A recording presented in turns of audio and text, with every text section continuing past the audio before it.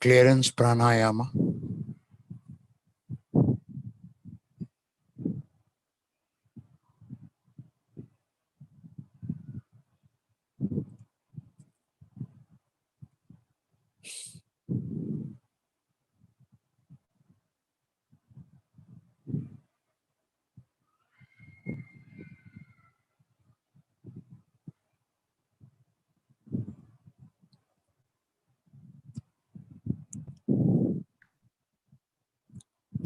Purification of the atmosphere.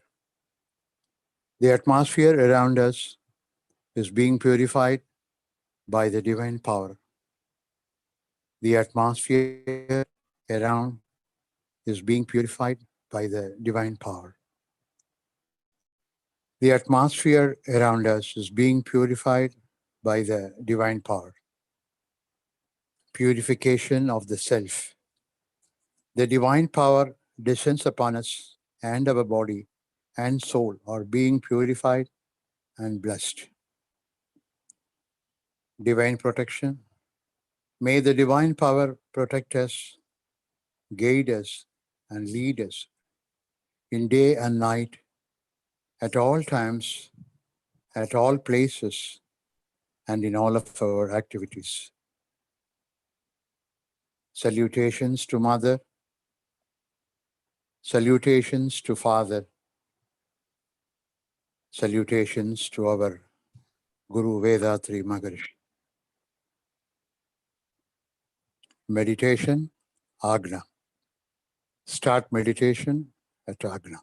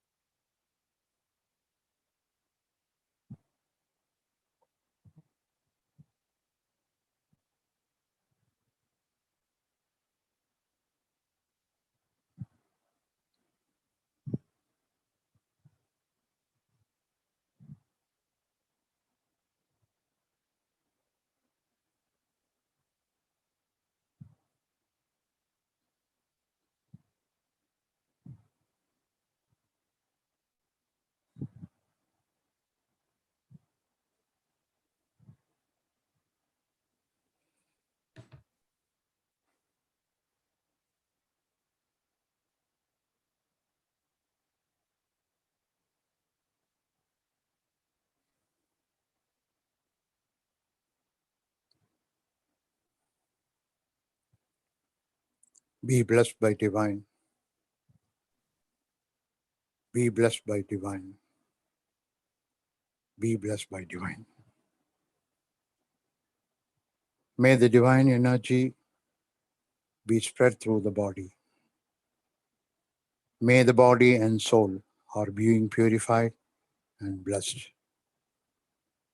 By the grace of divine power, we will enjoy good health, long life, enough wealth, prosperity, and wisdom. Bless your life partner. Be blessed by divine. Bless your children. Be blessed by divine. Bless your brothers and sisters. Be blessed by divine. Bless your close relatives and friends. Be blessed by divine. Bless all those who are associated with us in your day-to-day activities. Be blessed by divine. Bless the enemies or miscreants, if any, so that they may also change and lead a correct life. Be blessed by divine.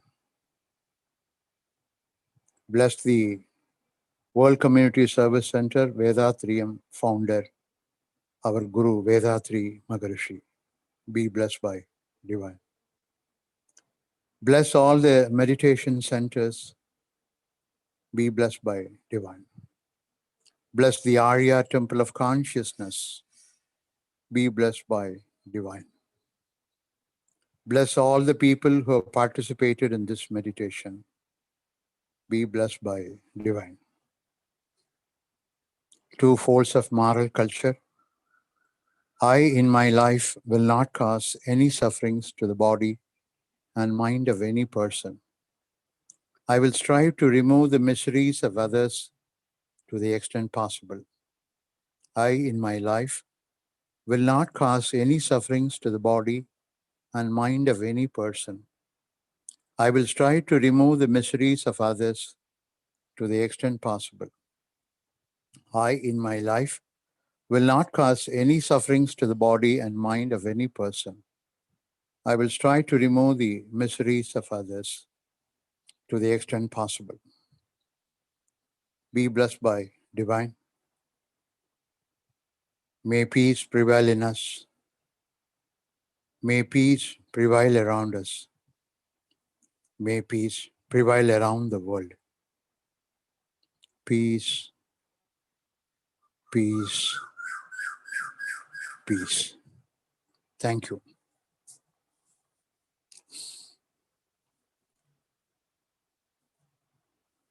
Good evening to all of you.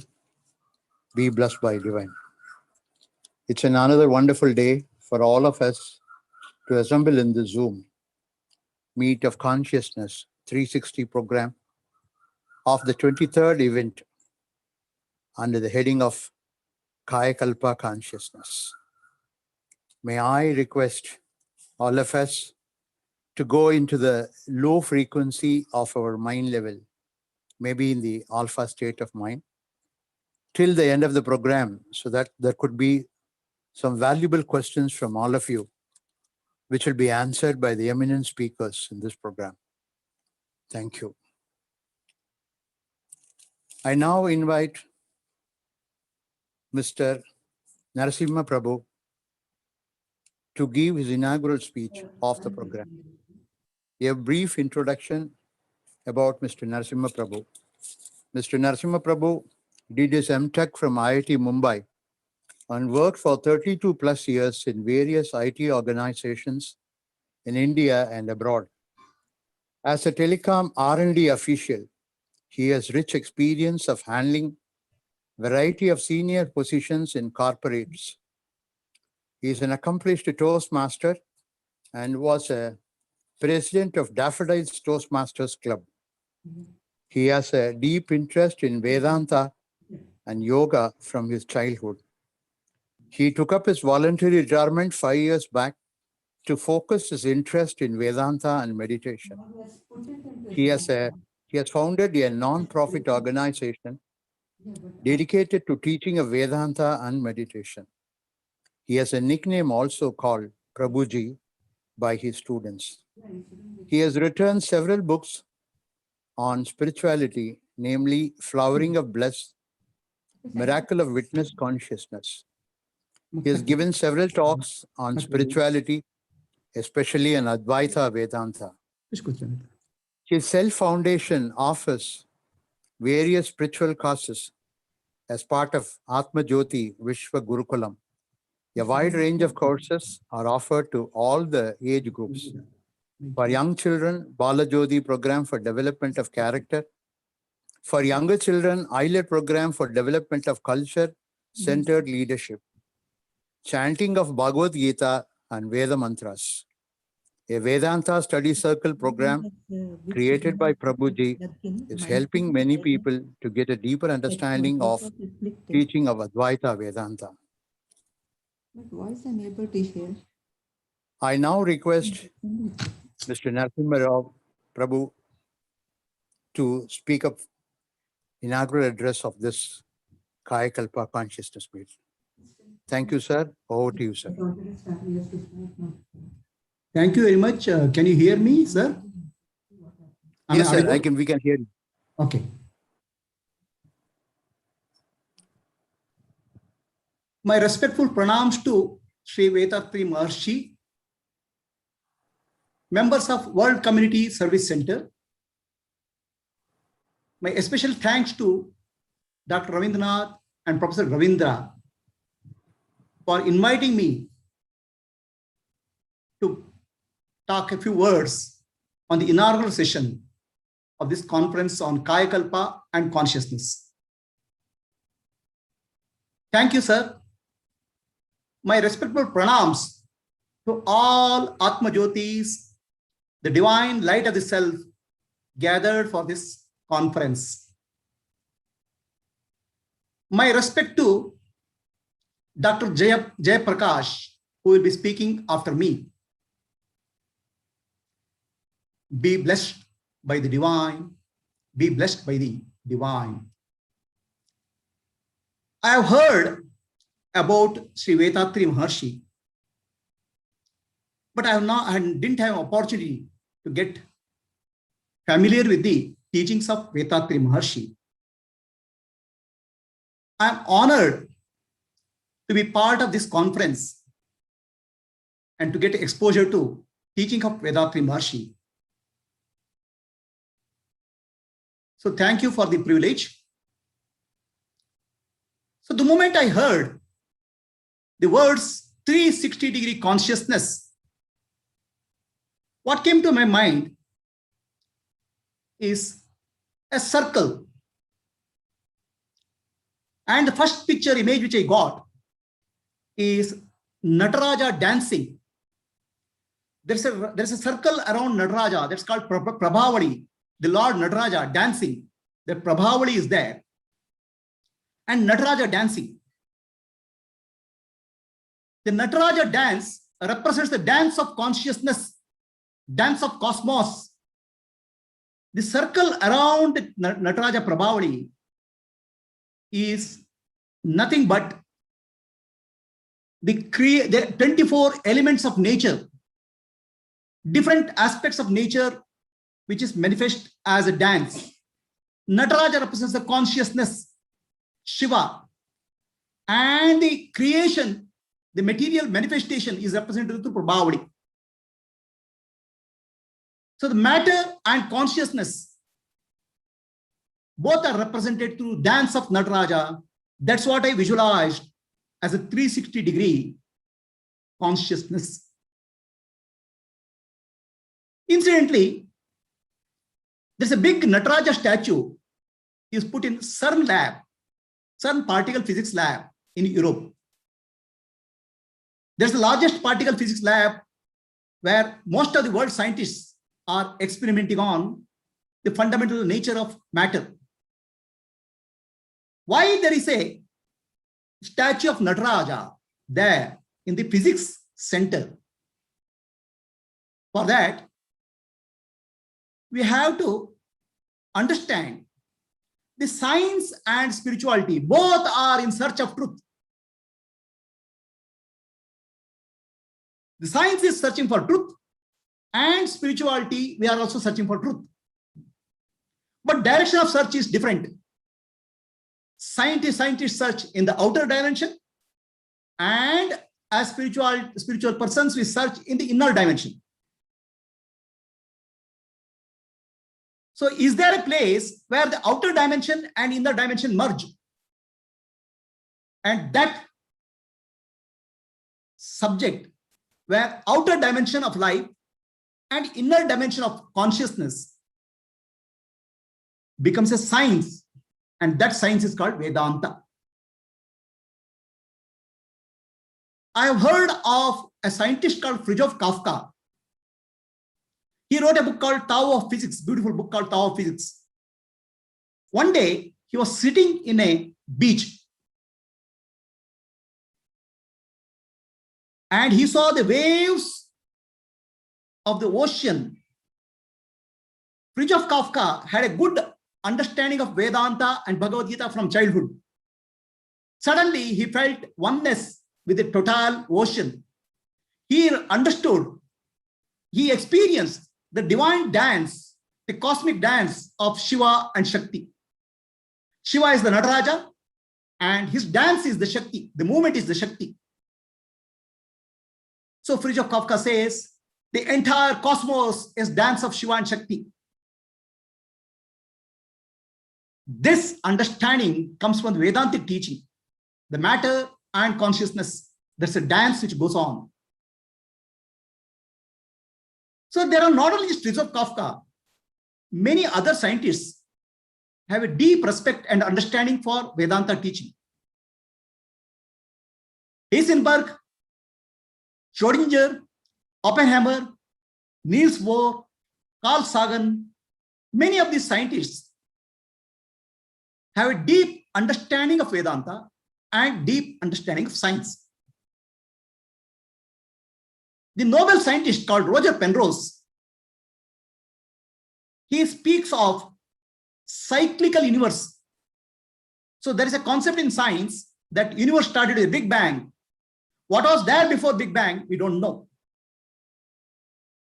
But the Sanatana Dharma, our ancient philosophy, ancient system, speaks of the universe, creation, sustenance, and dissolution. Srishti, Sthiti, Samhara, Laya. Srishti, Sthiti, Laya, it goes on in cycles like waves. Roger Penrose says the universe also is going through a cyclical fashion. He relates more into the Indian system of knowledge, where the universe is going through cycles. Heisenberg, Schrödinger, Oppenheimer, Niels Bohr, they are able to relate science and Vedanta at the fundamental level, at the quantum level, at atom and molecular level. The Vedantic teaching, they are able to appreciate. Does it mean the science and Vedanta are one? Scientists accept Vedanta. So we should not think of proving Vedanta with science. So there's always a tendency that this is scientific approach. Here I'm not there to say that Vedanta has a scientific background. I'm just saying the Vedanta and science, they have a parallelism. Science is search for truth and Vedanta is search for truth. But Vedanta is more comprehensive, which covers inner and outer reality. So where is the gap? Where is the scientific discovery leading us? The scientific discovery is leading into matter. In the matter, in the material nature, we are discovering. As the scientists go deeper and deeper inquire into the matter, so they find that the matter itself is nothing but atoms, subatomic particles, and waves. And finally, they are not able to find what exactly lies behind matter. So in other words, they are understanding the matter is nothing but particles and waves, and beyond this, there's an emptiness, nothingness. The same way the Vedanta teaches us, the entire universe is cosmos is nothing but Brahman, the supreme reality. From the supreme reality, the space, the wind, the fire, the water, earth came. Atmanaha akasha sambhutaha akashad vayuhu vayor agnihi agner apaha apaha prithvi. So like that, the entire matter manifested from the pure conscious Brahman or pure existence, supreme reality. The first manifestation of that reality is called akasha, space. So there's a movement in space called prana. So this akasha, the space, is the primordial matter, and prana is the primordial energy. So together, akasha and prana, entire creation happened. The prana is the vibration, energy. So everything vibrating in the universe is nothing but prana. Every object in the universe, from atoms and molecules to stars, planets and galaxies, is the akasha. So this is somewhere we can relate it to the Einstein's equation of E is equal to mc squared. Einstein said, the matter and energy are convertible. E stands for energy, M stands for matter, and C stands for velocity of light. So this, our rishis, the ancient sages, siddhas, they discovered the principle of the space and energy and the pure consciousness or Brahman or existence, which is sustaining this entire universe. So the Vedanta and science have a parallel reality, parallelism, where science has a hypothesis. Based on the hypothesis, scientists create experiments. They look for a proof. So Vedanta, and they are looking for truth. So scientists are looking for trying to find out a theory of everything where you can connect everything together. Everything in nature, can there be theory, or they can call it as unified field theory. So Vedanta, on the other hand, relies also is as scientific and as objective in the form of science. Vedanta relies on Shravana, listening to the teachings of spiritual masters, the Rishis, the sages, Upanishads, Bhagavad Gita, Brahma Sutra, Shankara, Madhva, Ramanujacharya, the teaching of great saints, Rishis, contemplating on the teaching, Manana, and Nididhyasa, realizing the truth in the core of our being. So what is the truth? Shravana, Manana, Nididhyasa is the inner meditation.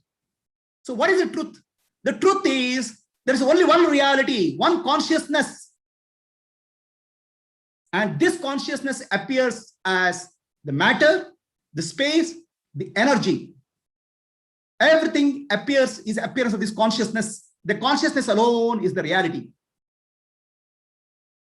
There's no one consciousness.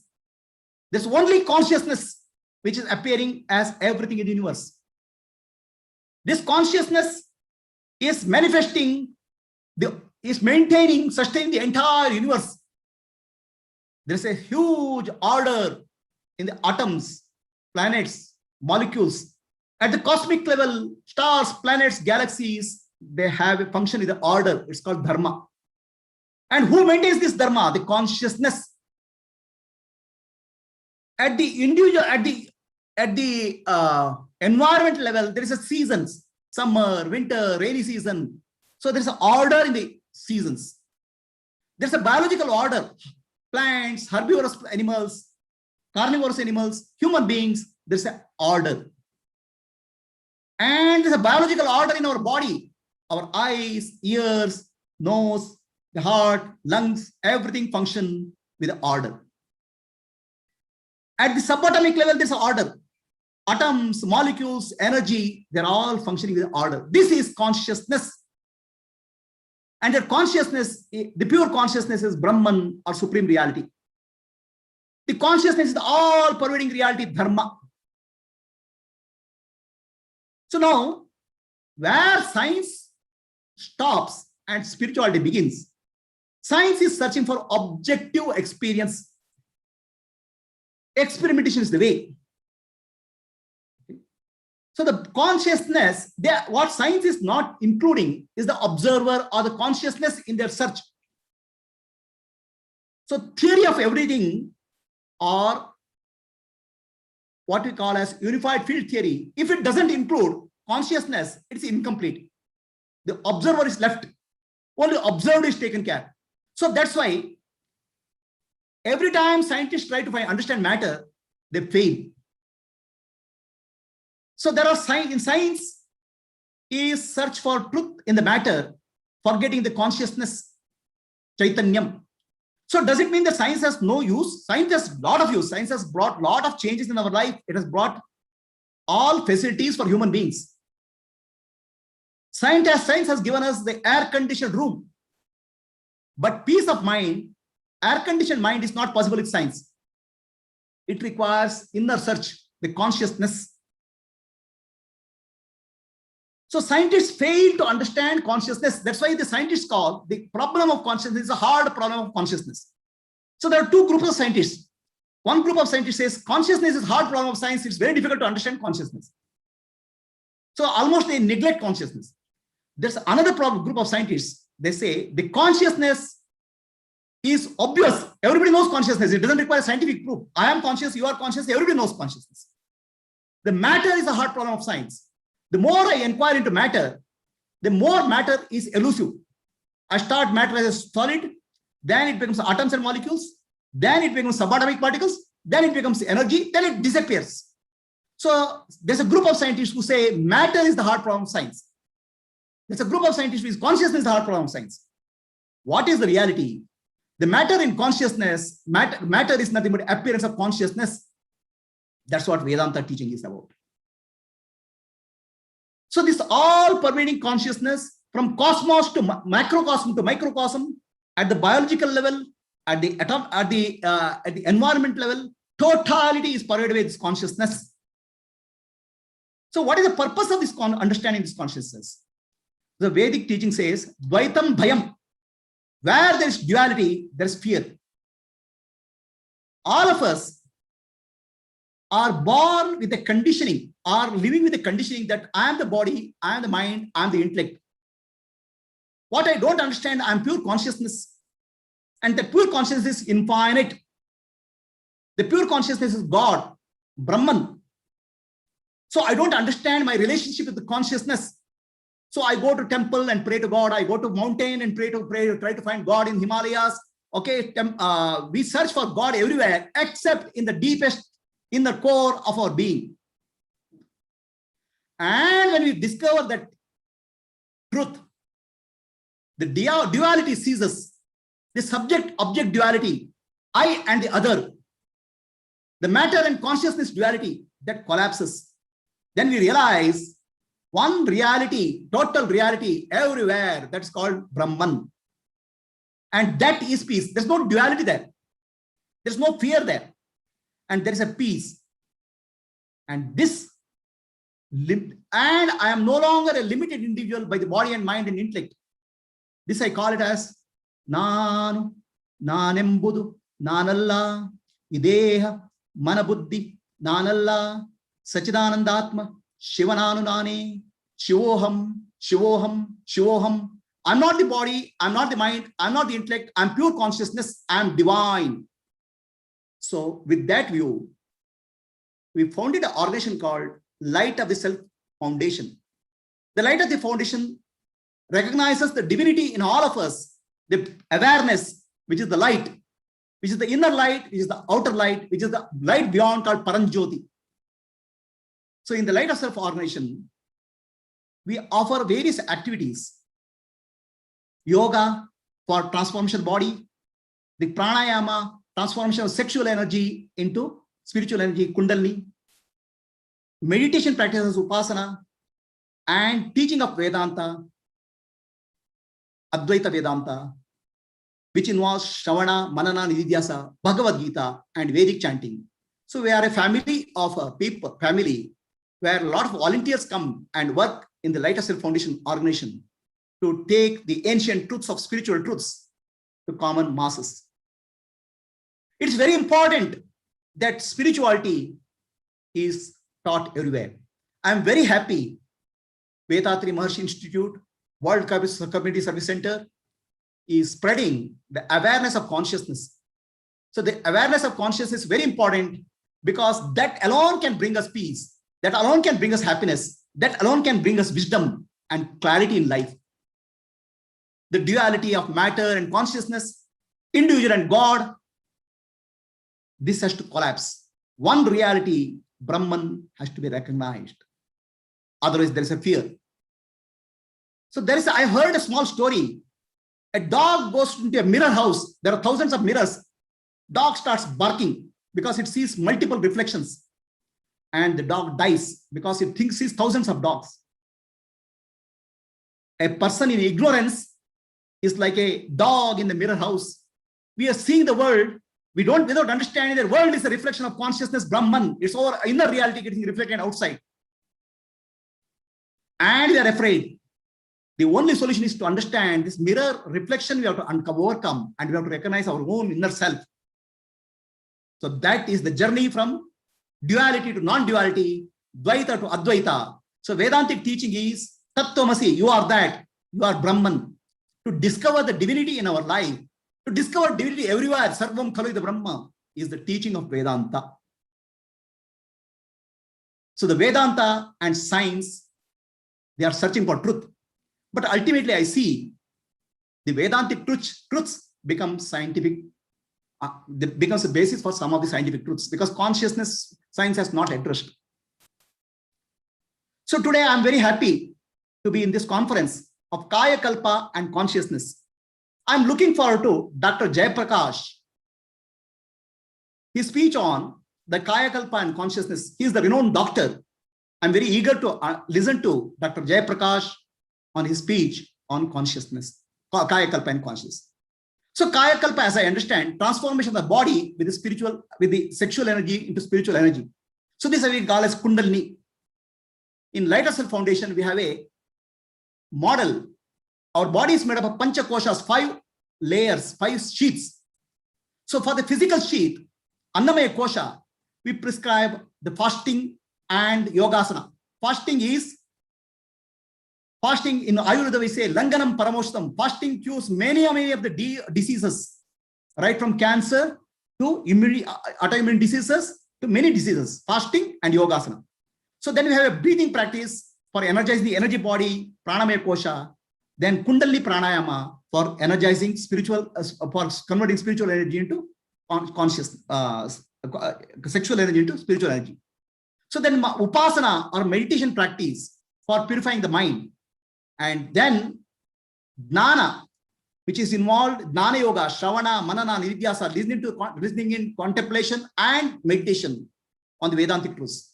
So the transformation of 4 bodies, Annamaya Kosha, physical body, Pranamaya Kosha, vital body, Manomaya Kosha, intellectual body, mental body, Buddhi, Vijnana Kosha, intellectual body, transformation of these, and the final transformation, the transcendence, establishment in Turiya or supreme reality is the path of yoga. This we call as Purna Yoga. With that, I would say I'm very thankful to the Vethathiri Maharishi Institute of World Community Services Center and all the members of the this community.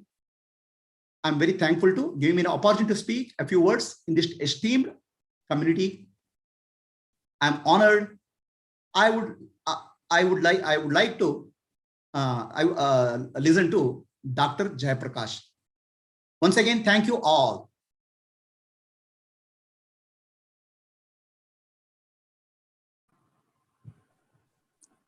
Thank you so much, sir. May I now request Dr. Jeyapragash, MBBS, MS, FRCS, to give his special address on Kayakalpa consciousness. Before that, I would like to introduce to the forum of Mr. Dr. Jeyapragash. Mr. Annamalai Jeyapragash was born in 16th of May 1950. He had his schooling in Satur and PUC from Palayam Kotai St. Xavier's College. He did his MBBS and MS from Madurai Medical College. Also, he has done FRCS in Edinburgh and plastic aesthetic training in UK and USA. Age management medicine studies in Europe and USA. He has also done research in regenerative medicine and stem cell studies in Swiss, USA, and Germany. He had undergone study in genomics in Swiss, USA, and Germany. He was practicing in Harley Street in London since 1991. He has started a R&D center in Chennai in 2009 on aging research with a team of international scientists. He was in Aliyar in 1988 and met Maharishi. He has started learning Sky Yoga and Kayakalpa with the blessings of Maharishi. He has been a regular visitor of Aliyar for the past 15 years. He has attended 2 conferences with Maharishi, which were spiritual and scientific and under the guidance of Maharishi. Anti-aging medicine and Kayakalpa is a lifetime dream for him to make the younger generation to learn and practice in a scientific way. Let's now invite Dr. Annamalai Jeyapragash to give his special address on Kayakalpa and consciousness. Over to you, sir. வாழ்க வையகம், வாழ்க வளமுடன். Guru வாழ்க.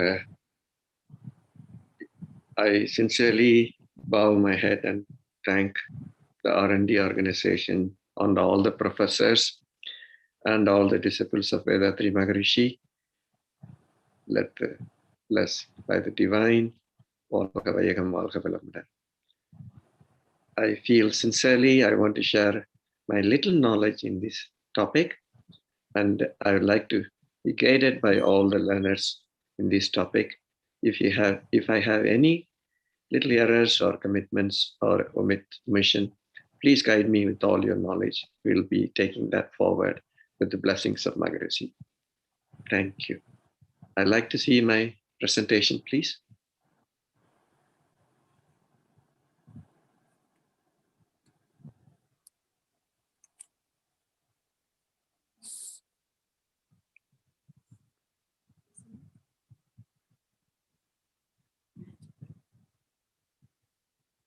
Starting with, while we are waiting for the presentation, I'd like to give a brief interest in Kayakalpa, how I generated with the blessings of Maharishi. I started my aging studies in 2001.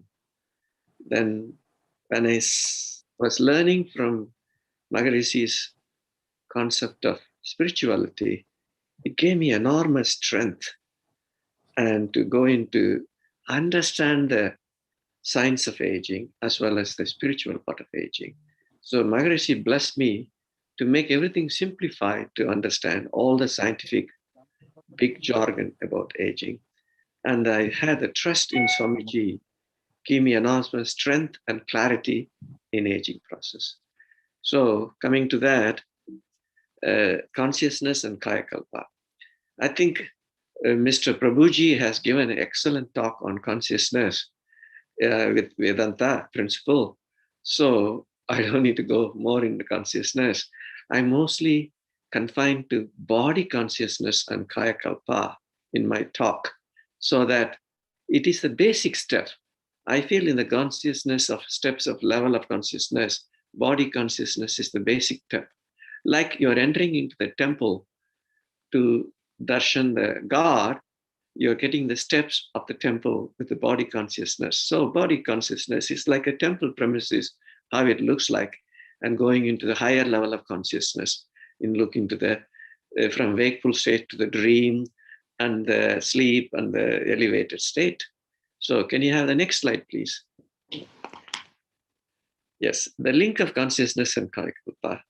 As Prabhuji extremely, very clearly pointed out, order of function in every part of the cells, I call it consciousness. And that is the main thing that I'm looking at, how Kayakalpa strengthened the body consciousness by the flow of natural magnetic spindle energy, with giving strong body and giving a good peace of mind, experiencing the peace and divinity, and the biological effect of Kayakalpa anti-aging, that gives the quality of life and life enhancement. That is my real field of interest. This is what Swamiji blessed me to make my interest into this field and spread all over the world. I'm so happy our scientific team around here, R&D and everybody is giving me enough knowledge and strength to carry on this research. Maharishi devised the concept of Kayakalpa to modulate the activity of the consciousness functions to the every part of the body, leading into good life force and cosmic energy flowing through your body.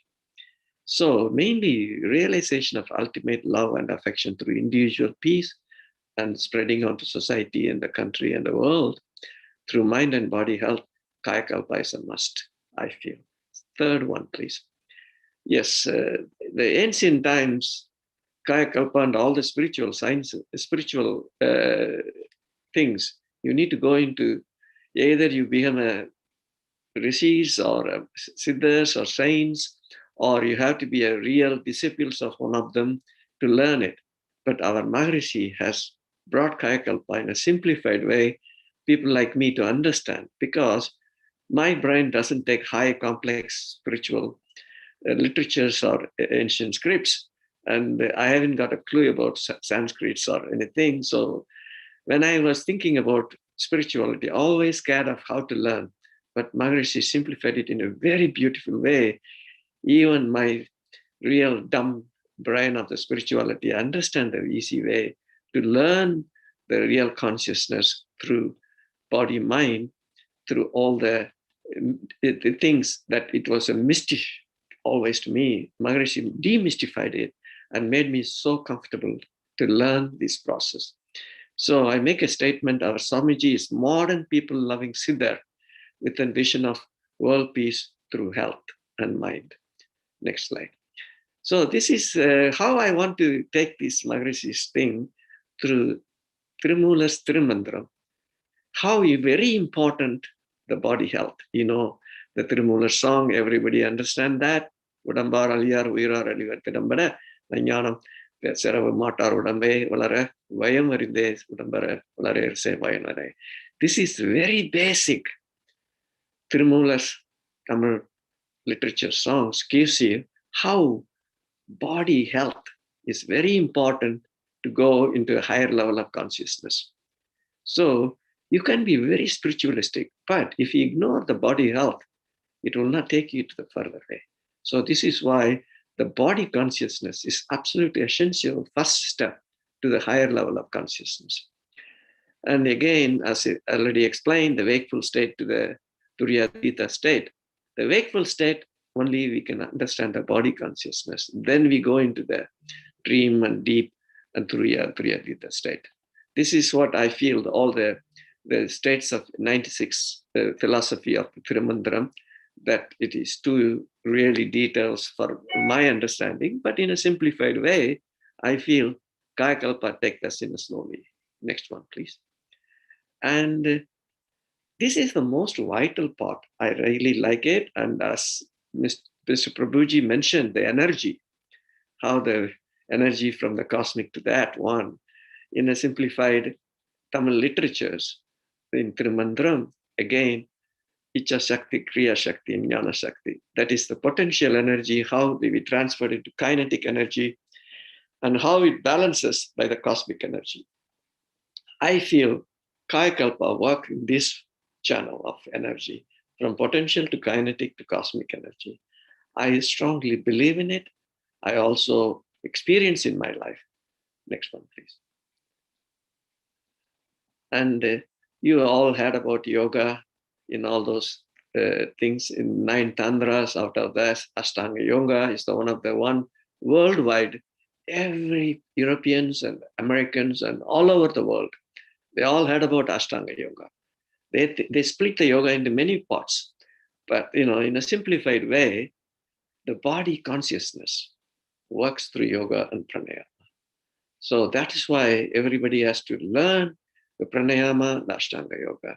I feel Kayakalpa comes under Yoga Mudra and pranayama with the ojas that take us to further in the field. This is the latest research appeared in International Journal of Dharma Studies. I've been given by one of the Vethathiri disciples, Abhidhamani, found his literatures and sent it to me in Tirumula Tirumandram, how the study of body and self-consciousness works in conjunction with the Panjabhutas. That is why it's very important. Body consciousness is the first step forward. Next one, please. And Maharishi Kayakalpa meditation. I'll be honest with you, when I came to the Aliyar, I never ever anticipated I'm going to learn the body consciousness in a simplified way, leading into further conscious level.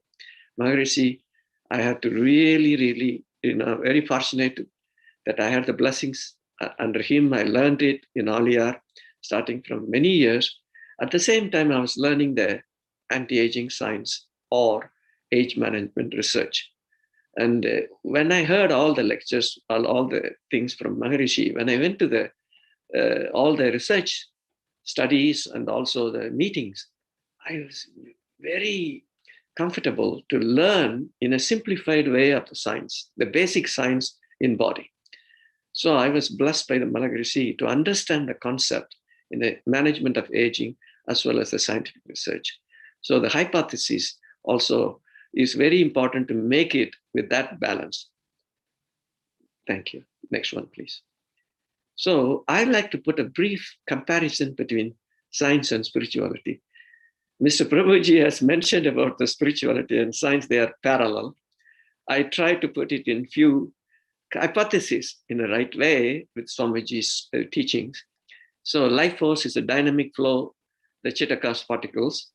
In body, in science, we call them embryonic adult quality of live stem cells with mitochondrial activities, with good mitochondrial activity, even though number of stem cells will be same even in the old age, but the life force is lacking in that particles. That's what we compare. And the loss of biomagnetism or loss of cell adhesions, in the science, we call them loss of polarity, cell apoptosis. Apoptosis means cell death. Essence of sexual vitophilia taken to brain and transported to all the parts. Here, most vital hormones from pineal gland and pituitary in brain transported to all the parts of the body and make it live. Essence of sexual vital fluid spray to all the parts, flow of hormonal activity, the Wi-Fi energy, cell-to-cell cytokines, talk, and also neurotransmitters to nervous systems in the science side. So I'm trying to hypothesize or postulate between the Maharishi's teachings with the science, modern science. And a lot of spinning Akash particles leads to depletion. Depletion of hormones and stem cells lead to the low energy and fast aging. Next one, please. So the Kayakalpa technique and modern science, again, loss of biomagnetism, sensory loss, and multiple theory in sensory loss. There are so many theories of aging. One of those is the sensory loss theory. And then in scientific way, quality and quantity of sexual vital fluid, good nutrition, calorie restriction, as already Mr. Prabhuji mentioned, is very important. Intermittent fasting is a vital sense. And the healthy lifestyle, yoga, meditation, exercise. The same thing in the scientific thing. You know, I have a lot of scientist friends. One of the scientist friends called Stephen Minger, he's a famous scientist in Europe. He always tell me the only scientifically proven way of aging, slow down, is calorie restriction, calorie restriction, calorie restriction. That is intermittent fasting, ekadasi. So if at all, if I ask you, or if you ask me, what is the take-home message for slow down your aging, is calorie restrictions and intermittent fasting. That is scientifically well proven. And yes, so that is why the science is lacking behind. Slowly, the spiritualities reveal the secret to the scientific community. Next one, the essence of sexual vital fluid taken to brain and transported to all the parts. Most of the vital hormones from pineal gland and pituitary gland in the brain, along with the neuroendocrine path, will really make them all active and functioning right. And Duriya meditation softens the mind and regulates the biological clock. Melatonin hormone is the famous anti-aging hormone. It's the same function. Next one, please. And death occurs when Chittakas particle escapes. Death occurs in cell organs, but not atom and electron, because they still exist there. They just go out of the body. And conservation of sexual vital fluid increase the expectancy. Delayed onset of puberty. There are a lot of scientific research been done on it. And conservation, that increase the life expectancy in insects and animals. They've done that research on it. So preserve the reproductive energy, also lengthen the longevity of life. Sexual vital fluid conservation and regeneration prolongs life. Stem cells should be replaced by genetic programming and repair by good energy transfer. So Kayakalpa, Siddhas. And now modern science all talk about aborigines and Okinawan diet. That's the old way of living, increase the life longevity. There is an island near Japan called Okinawa. In the world centenarian, number of centenarian living highest in Okinawan Island because of the good quality of life and clean food and less stressful life. Next one, please. And the pyramid of Kayakalpa. This is the Ashwini Mudra to Ojas to sexual vital fluid. This is the step by step. We increases our quality of life through it and transfer the energy in the right direction. Next one, please. And this is the one, the asanas and pranayama are the basic wheels to put into motion for higher level of consciousness. That is why the asanas and pranayama, along with, I think is the best tool is the Kayakalpa, is the starting tool. I call it as the good kickstarter is the Kayakalpa leading to Samadhi in the right direction, in a higher level of consciousness. Next one, please. Yes, this you can see the wheel, how it works on in the Samadhi integration of all the higher level of consciousness. The asana and pranayama, the beginner of everything, it starts there. Next one, please. And I'm coming to the science part of the HP axis, the hypothalamus pituitary adrenal axis. This has been worked on all the scientific community in a heavy way, how the flow of energy occurs from the brain to all over the body. Next one, please. And if you see, I always feel the flow of energy occurs in a very sequential manner from the brain. Brain is the command center where the hypothalamus, we call them Duriya, Duriyam area, where the Duriya meditation focuses is the hypothalamus.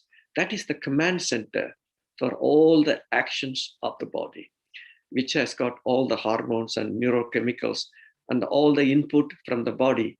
After an input like a parasympathetic and sympathetic input comes from the body, peripherals to the command center, hypothalamus, and then hypothalamus organizes everything and sends the command back to the bodies.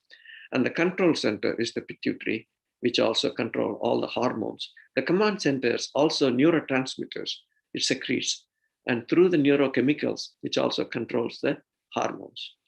That is the control center, pituitary. And the protection center is thymus, is the immunity center gland, and then adrenal, gonads, ovary and testis, and thyroid, pancreas, all the hormones is the protection centers.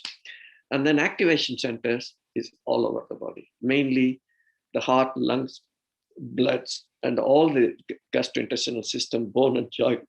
So all the centers in the body, the mechanics of the organs, activation center is controlled by all those mechanisms.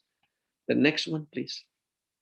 This is the communication pathway, how the command center makes all the organs to work through three ways of channeling. One channeling is the hormones, flow through all the bloods and reaches all parts of the body and control and communicate from the brain command what function it has to do. And the second center is neurotransmitters. That is the brake and accelerator chemicals. The brake neurotransmitters calm down all the mind and body activities, and the accelerator is the adrenaline, noradrenaline, dopamine, pushes that on, and GABA and serotonin calm down that.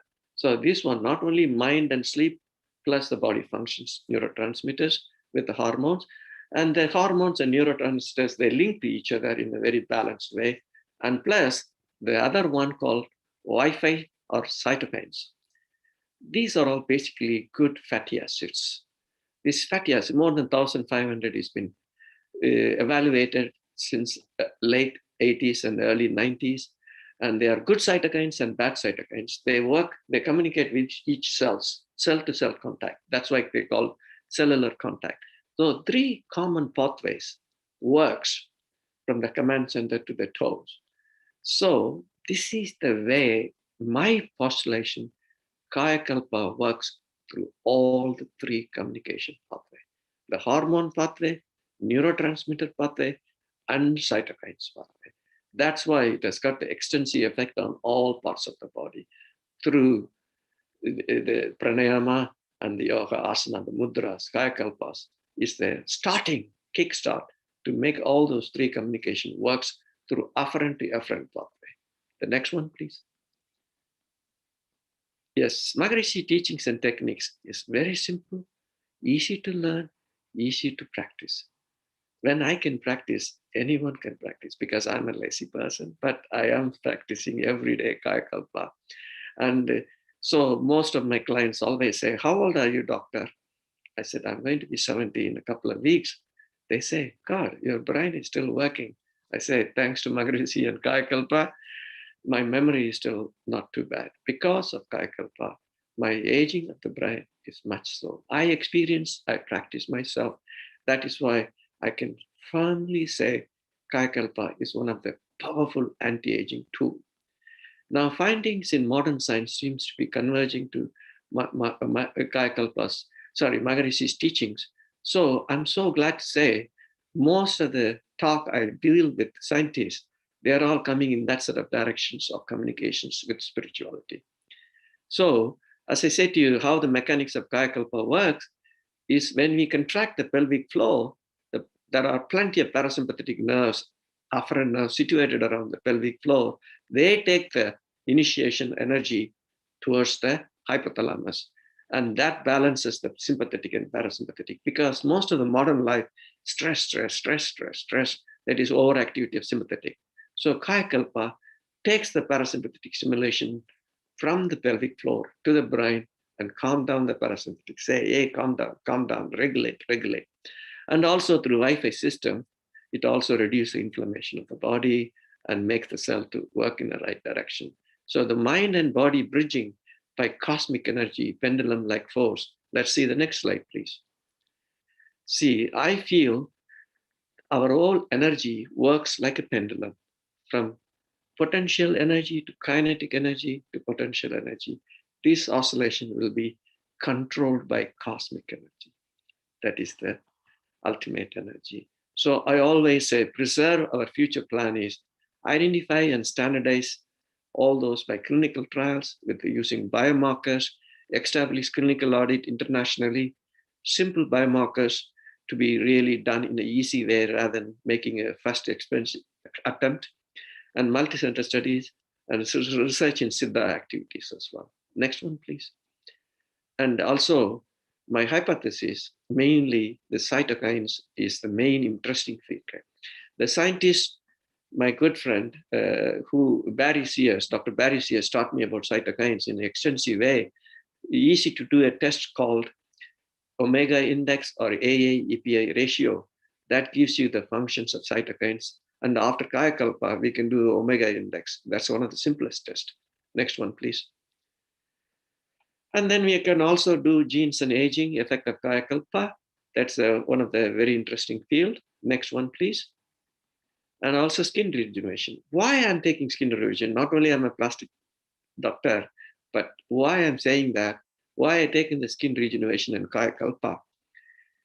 Skin weighs 11% of the body weight, but it takes only 3% of the nutrition. What we take, only 3% goes to skin, but 11% of the body weight only takes. That's why we call them skin is a savior. That is why the old grandma, when she sees the grandchild, put a hand and feel how the skin is feeling and pull the hair, how the hair is strengthened. That she's testing in the right way how the child is healthy. So we can also look at the Kayakalpa and skin biomarkers changes in that. Next one, please. So the spirituality science, that's my interesting topic. I try to learn more and more. Mind control is the spirituality. Gene control is the science. That is my hypothesis again. Simple principles in science, spirituality, difficult to follow and understand because of the modern lifestyle. We don't calm down and listen and relax.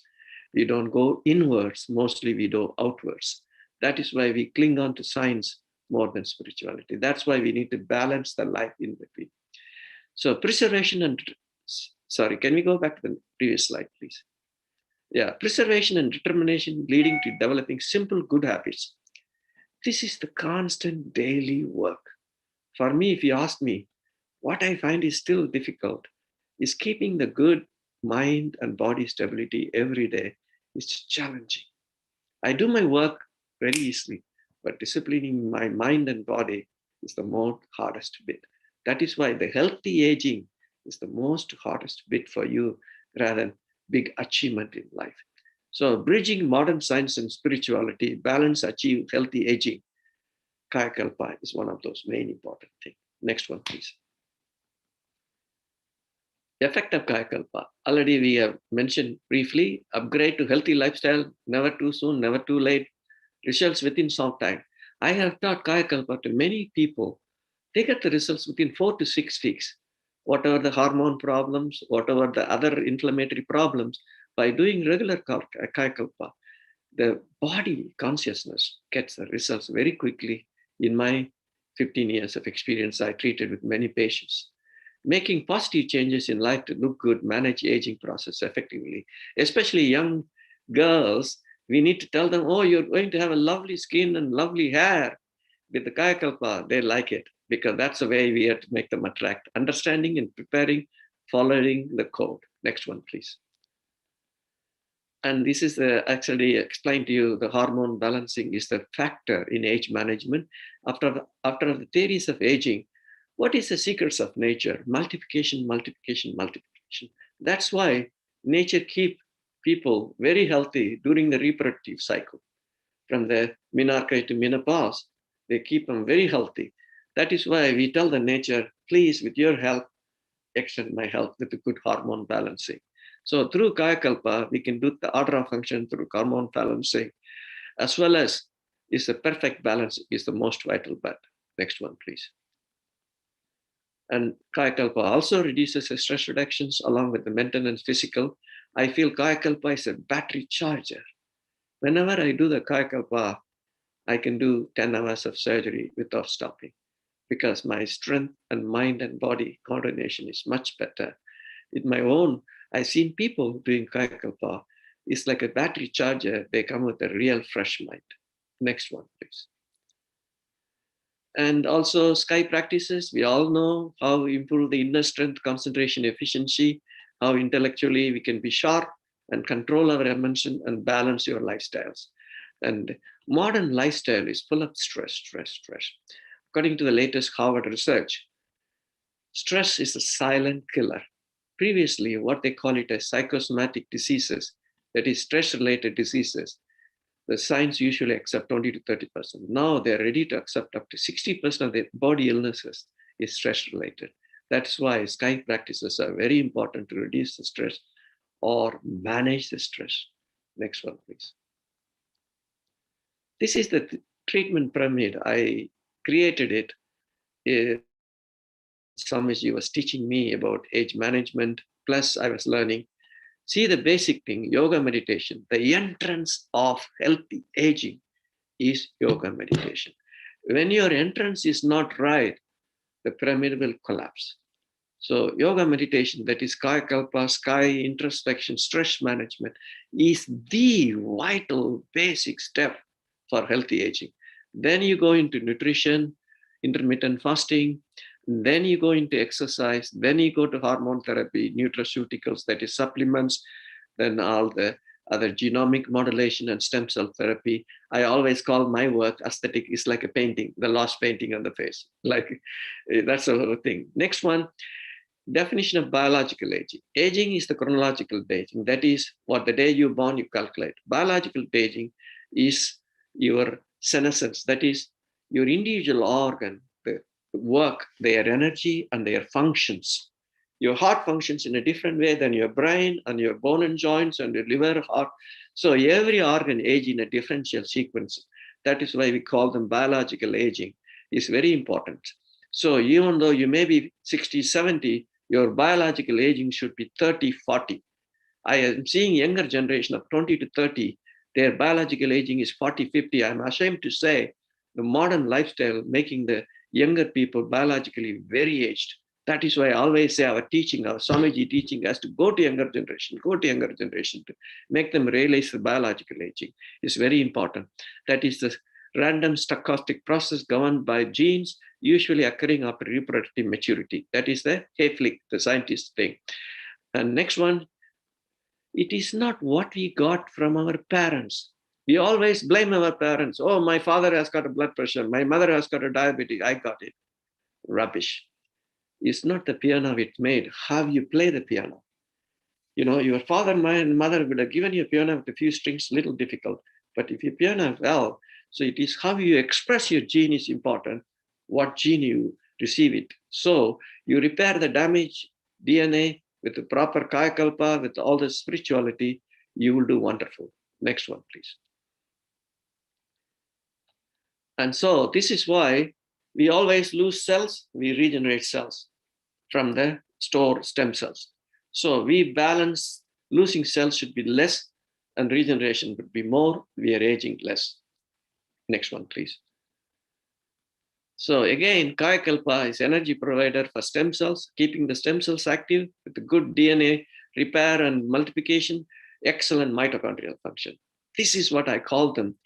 If you look at the Kayakalpa, everybody talk about sexual vital fluid. If you see the ovum, the mother produces it. That has got a mitochondria. The father sperm does not have a mitochondria. It needs energy from the sources where it comes from. So that is why important longevity of life, the key to preserve the stem cells and protein formation through the consciousness. Next one, please. Next slide. Yes, if you see that system communication through Kayakalpa, apart from the three things, the most vital part, mind-body communication through proper meditation, yoga, exercise. This thing was designed by famous scientists. This is why I call them the harmony of the system communications in body health. So this is, and the basic inflammation, glycation, oxidation, and methylation are the biochemical process occurring in the cells, which is again controlled by the energy around the body. Next one, please. So this is the, again, Kayakalpa and telomere preservation. We can do the telomerase enzyme, which lengthen the telomere, which preserve this gene multiplication. Every cells can multiply up to 100, then telomere shorten, they die. That's why our energy medicine has to work on through Kayakalpa, look at the genomics level. Next one, please. The futuristic medicine, I call it spiritual energy medicine. I like to make it Department of Spiritual Energy Medicine, along with the Kayakalpa. That is the future forward for younger generation to look at the spiritual energy. That's a key part. That's the kinetic energy into potential energy into kinetic energy. That is the most vital part, the cutting edge of the part that I like to develop this one with my energy and blessings of Swamiji. Next one, please. So this is the three legs stool: Kayakalpa, Kaya introspection, self-care, intervention, medicine. So if you do self-care intervention, you don't need much medicine. Drug of choice is the good food, mind and body, diet, connection through language of hormones, doing Kayakalpa regularly. Next one, please. And secret of aging. We should not stop doing Kayakalpa because we grow old. We grow old because we stop doing Kayakalpa. So secret of slow aging is Kayakalpa. Aim of life, also we know the slow process of degeneration and decay. Everybody is all going towards slow degenerations. That's why there's some openness. We need to be spiritually openness to do the spiritual practices to make sure our matter does not decay very faster. With spiritual belief and dogma. That's why the scientific community now have to understand there is something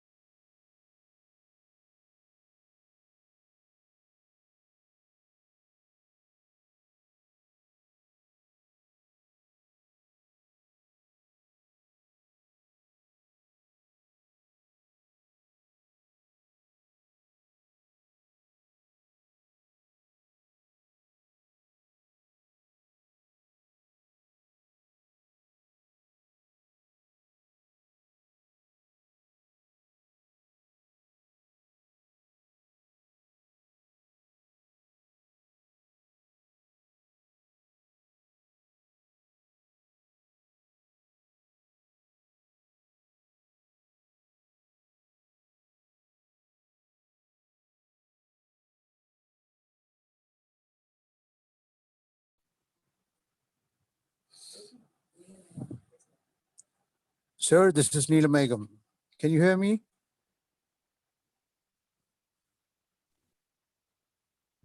Can you hear me? Yes, yes. Yes, sorry for the interruption. Yeah. Okay, sir.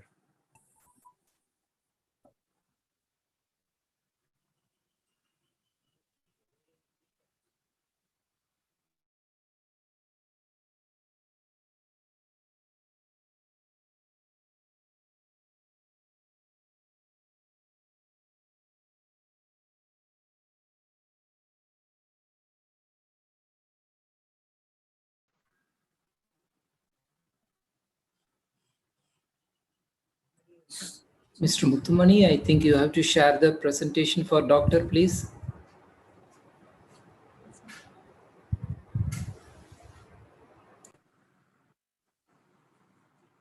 Yes, please wait. Just.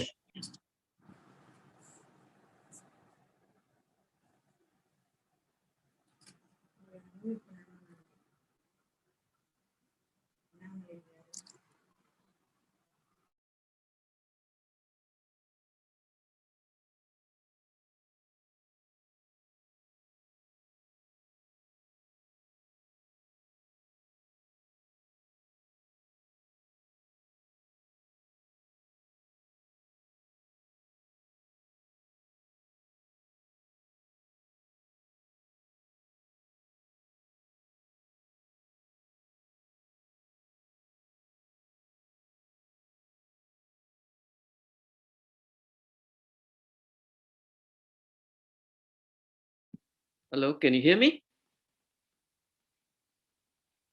Yes, doctor, you can proceed. Now we are able to hear you.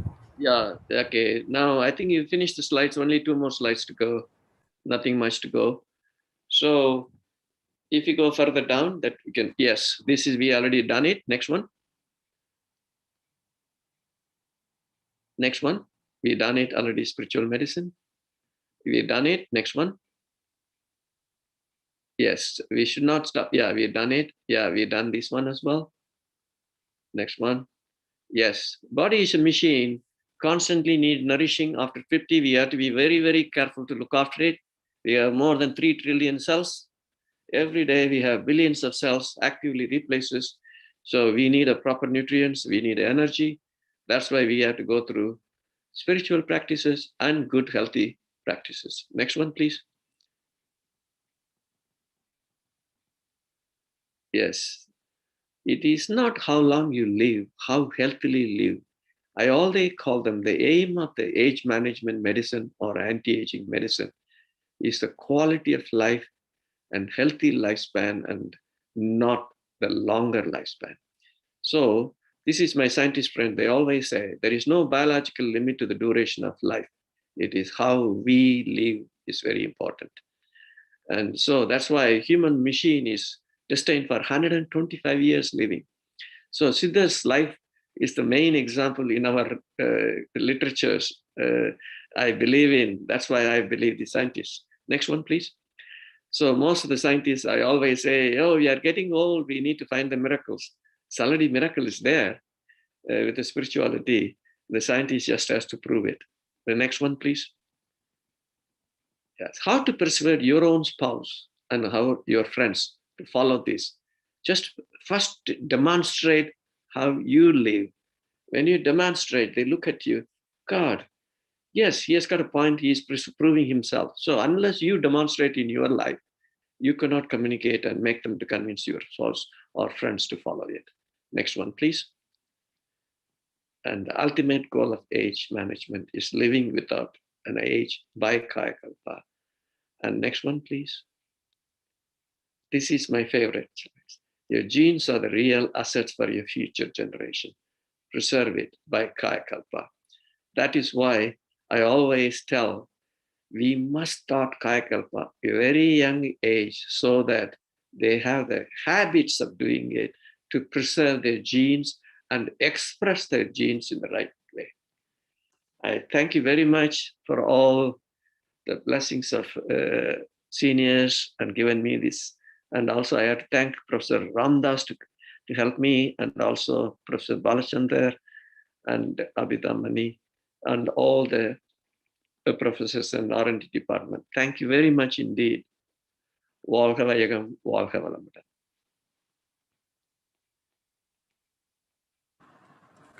Thank you so much, sir. Thank you. Thank you so much, sir. Now the question and answer session starts.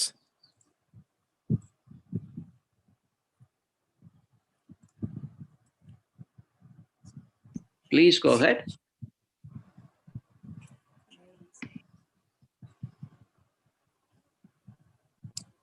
Revati Srinivasan, madam, you can ask your question.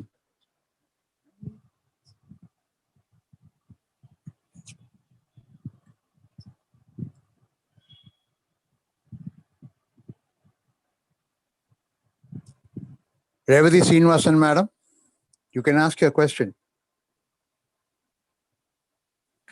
I have unmuted you.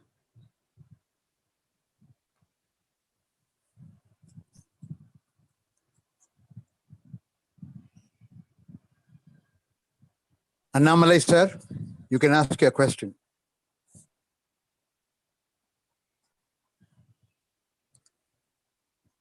You can ask your question after unmuting yourself.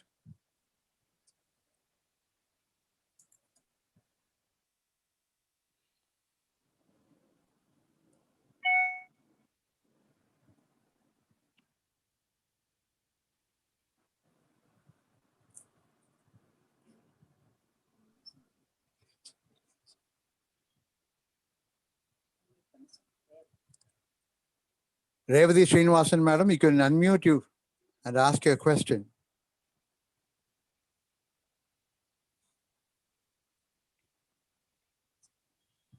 Neelamegam sir, you can go for the next, please. Yeah, okay.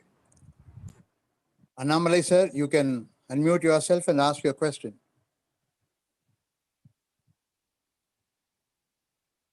Mr. T.S. Rajaraman, sir, you can unmute yourself and ask your question. We have already unmuted here.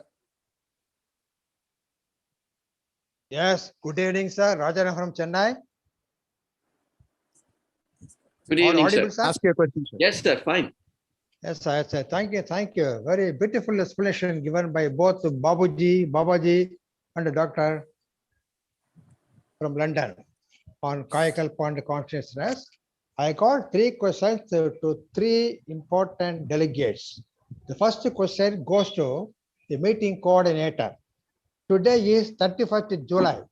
Please see the monitor. It shows 31st June.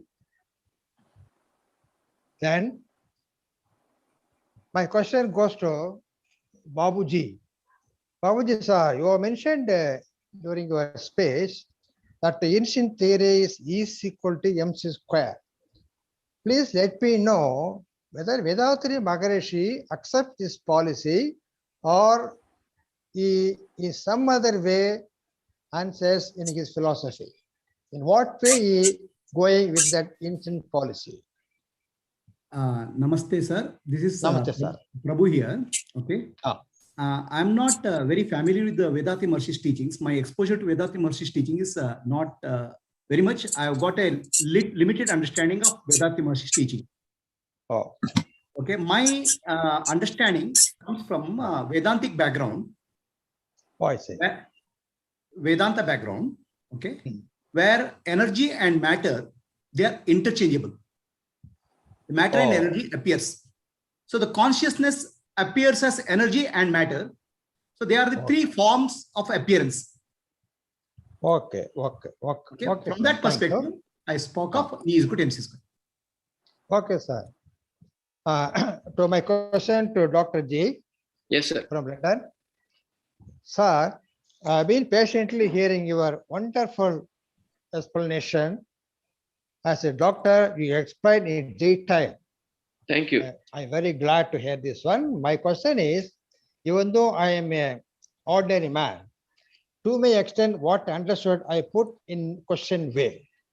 You told during your speech that the delayed puberty in insect increases the life expectancy.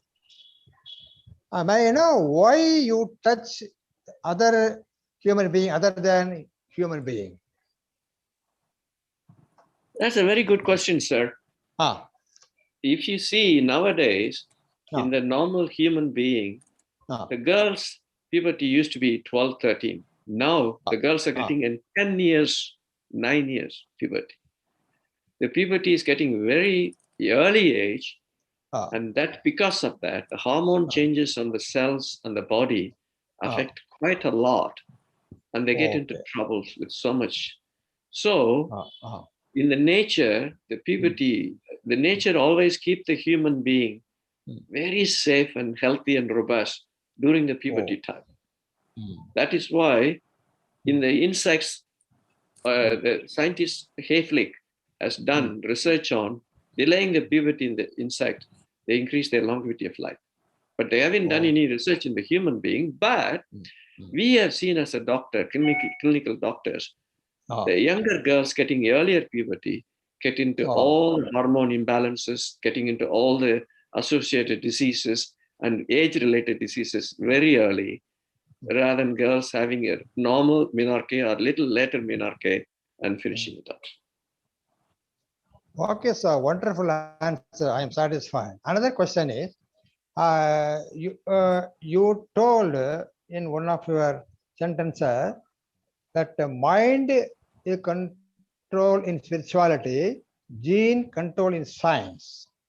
At the end of your speech, you said gene is real asset. When you say it is an asset, how you can differentiate into science? Sir, gene is asset for body. Yes. So we need to preserve our gene. If you ask me, I always give this lecture to younger generation. I have a small charity called Plug Charity. I go to younger schools, small children, I teach them. I ask them, what is the maximum valuable stuff you have in your home? They say, my mother's jewelry, my father's car, my house, and all those things. I tell the younger children, the most valuable is your gene in yourself carrying given by your parents. So they have to understand, the younger generation, their genes is the years and years of Vithu coming from the heritage to the younger generation. That is why they have to value their genes and protect their genes in the right direction. In that concept, I told. Okay, The material matter, body consciousness, I said genes. I see. Good explanation, sir. I'm happy. The last one is, I want to know one word. You said that telomerase preserved by Kayakalpa. Please enlighten me. What is that one, sir? Telomerase. You see, the latest Nobel Prize thing is telomere lengthening. That is, every gene, you know, in the shoelace, you tie it, yeah? End of shoelace, there is a little clips. You might have seen in the shoelaces, yeah? Like every genes, they have a little clip called telomere. They control the division of genes. When the genes divide, each cell can divide only certain amount. After that, they die. So when the genes divide, the end of the clip called telomere, the shoelace clips, they get shorter and shorter and shorter. Unless there is the enzyme called telomerase, which increase the clip, that's the telomere. So this is the latest scientific research. They've gone into the gene research and find out the telomere is the clips, like end of the shoelace, protect the genes. So we need to keep the telomere lengthening longer. So that is why the telomerase enzyme keeps the lengthening of the telomere. By doing Kayakalpa, you are balancing the hormones, balancing all the chemical reactions of the body, like intestines and stomach, pancreas and liver and everything. All the energy flow to all the body works through communication system. Thereby, each cell is preserved with a good telomere by genes. Thank you, sir. I am an ordinary person without any medical knowledge. I want to know more about your talk. Thank you very much, sir. I hope I simplified enough to understand it. Okay, sir. Thank you. I'm satisfied. I reply. Thank you. Thank you, sir. Thank you all.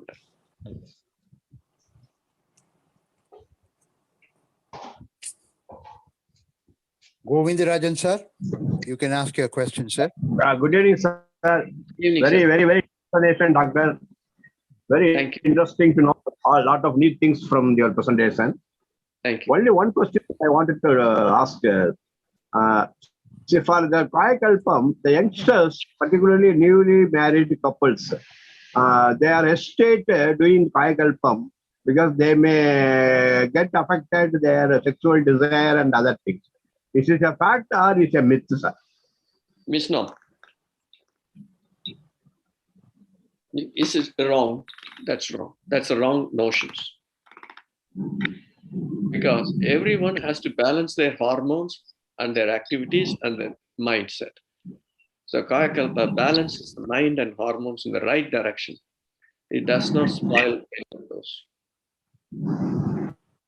Okay, sir. Another question is, you mentioned that after 50, the nutrition should be taken care for the taking care of your aging process. So can you suggest what is the general nutrition which can be called suitable for our Indian culture?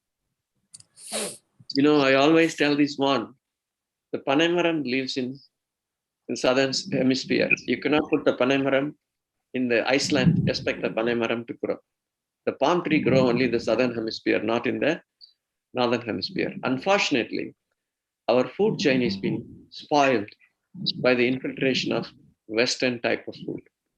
So we need to go to our basic food, the Navadanyam.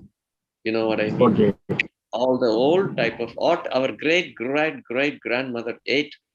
That's what we have to eat, because the latest scientific research showed our structure of the genes after 5,000 years changed only 0.005%. But our food habit, our lifestyle has changed enormously. Our genes cannot take it. Okay. So our old food habits is vital to preserve our genes. Okay, sir. Thank you, sir. All sir. Welcome. Parthasarathy, sir, we have unmuted you here. You can ask your question, sir. வாழ்க வளமுடன், வாழ்க வையகம், குருவே துணை. Welcome. I am Arulnidhi Parthasarathy from Melbourne, Australia, from Victoria Sky Meditation Society. Thanks to WCC R&D team and inaugural speech given by Narasimha Prabhu sir and keynote address by Dr. Jeyapragash sir. My question to Dr. Jeyapragash sir, you have explained everything very simple medical term point of view, how Kayakalpa is benefiting. My question is, actually, I'm living in Australia. I see there are difference between the people in cold and hot weather. It's not affecting some people. The cold weather, some people a very sensible way, they are getting very quickly cold. What is the role of the brain actually taking into body actually on the cold weather and also in the hot weathers? Some people very quickly getting headaches, some people they are not getting headache, but the people who are getting like headaches by exposing themselves to the sunlight, but actually they are physically, mentally, they are strong enough, but how it triggers actually through the harmonious way. And another question is the UV index, mostly in Australia, UV index is a matter, and the skin cancers are there when we are exposing to sunlights during the summertime. So how Kayakalpa helps to overcome these skin cancers? Thank you, sir. Excellent question, sir, Parthasarathy. First, you are talking about the temperature, right? Yes. The temperature between the cold and hot weather and how people reflects to the cold and hot weather. There is a thermostat in our brain, in command center, that is hypothalamus. The hypothalamus is the thermostat. They also biological clock. They work with the sunrise and sunset. The biological clock is situated in the command center called hypothalamus, and that also has got a thermostat that makes the impulses through communication system called neurotransmitters and cytokines and hormones to make sure all the organs work accordingly, including the skin. So when the temperature is cold, immediately the thermostat send the impulses to the skin to shrink so that it doesn't evaporate or lose energy through sweating or anything like that. So they stand to preserve energy, not to make the body warm, so that all the command center thermostat goes through the hypothalamus. By doing Kayakalpa meditation yoga, you are making the command center very clear to get the signals from afferent as well as send the signals back to the body. That is the temperature regulations.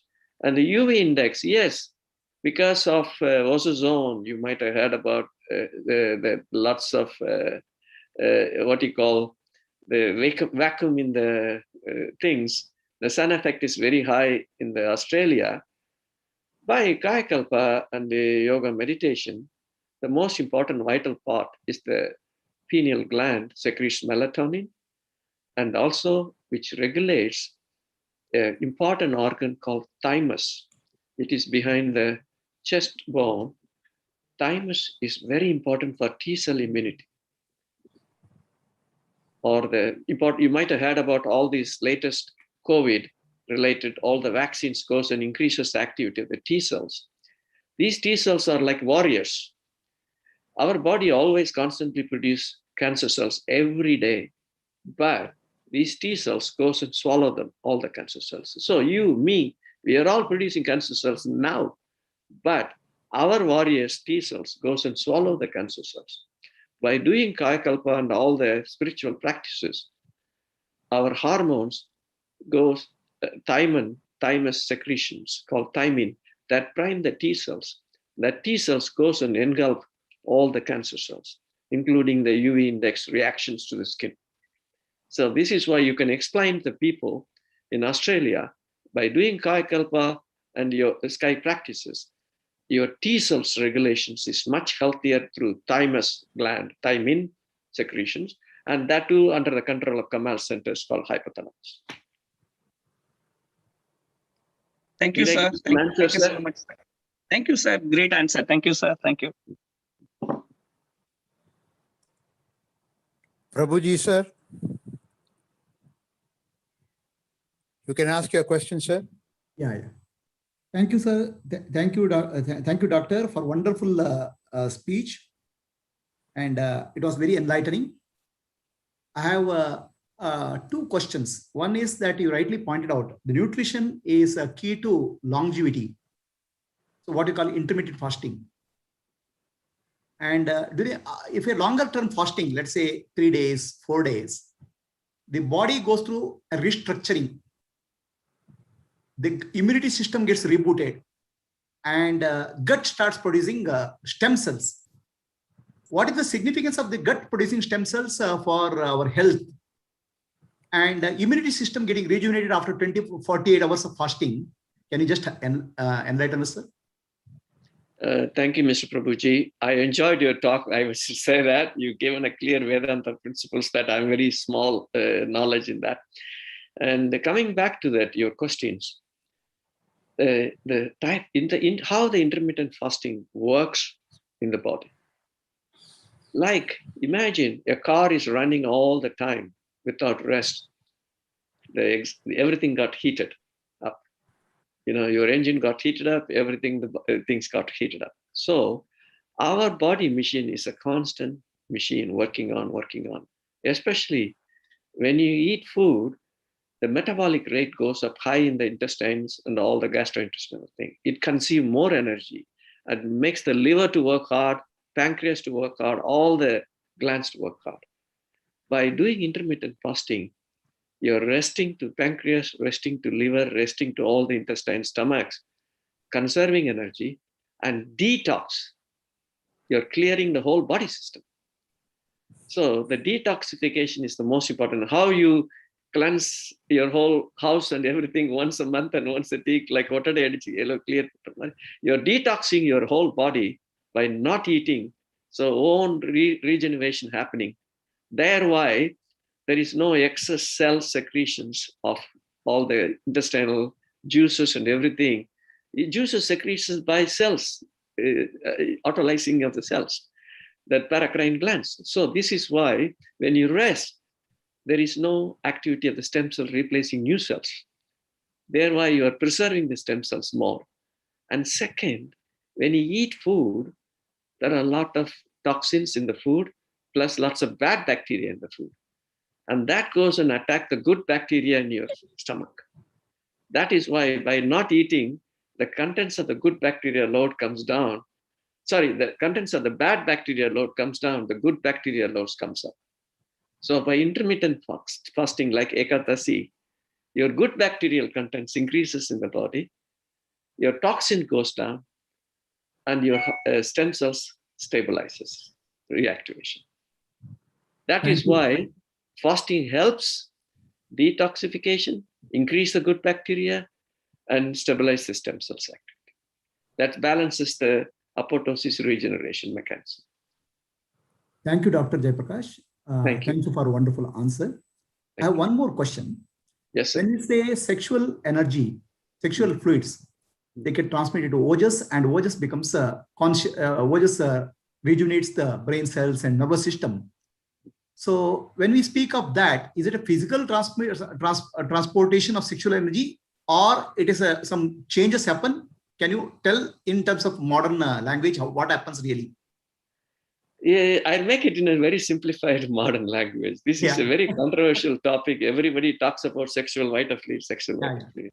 I'll make it in a different format. I think Dr. Shakti, we were talking last week, instead of putting sexual vital fluid, I like the term called genetic vital fluid. Okay. So that way we don't get completely misunderstood in relation to reproductive system alone. I term that sexual vital fluid as genetic vital fluid. And that way it goes into every genes in the body. So sexual vital fluid is not only important for the reproductive system, important for the nervous system, important for the heart system, important for the gastrointestinal system, important for the skin, bone, and joints. So we should not misunderstand sexual vital fluid is only for reproduction. Clear that mind. I hope I'm not very aggressive on that point, because that energy, what Kayakalpa does, in scientific terms, there are a lot of parasympathetic afferent nerve system receptor sites around the perineal area. When you do the Kayakalpa, that afferent system's nerves get stimulated and takes those messages to the hypothalamus, the duriya. That controls the whole body, not just the reproductive system. I hope I'm making it clear. I'm sorry if I'm wrong. Anybody can correct it. Thank you, Dr. Jeyapragash. Very enlightening answer, and I enjoyed your session. Thank you very much. Thank you. Thank you. Dr. Sudhatra Devi, madam, you can ask your question, ma'am.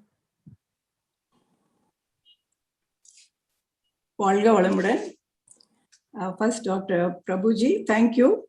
You explained Vedanta and Advaita philosophy in a nutshell in such a short time. Really wonderful, sir. Then to Dr. JP, thank you for. Hello, ma'am.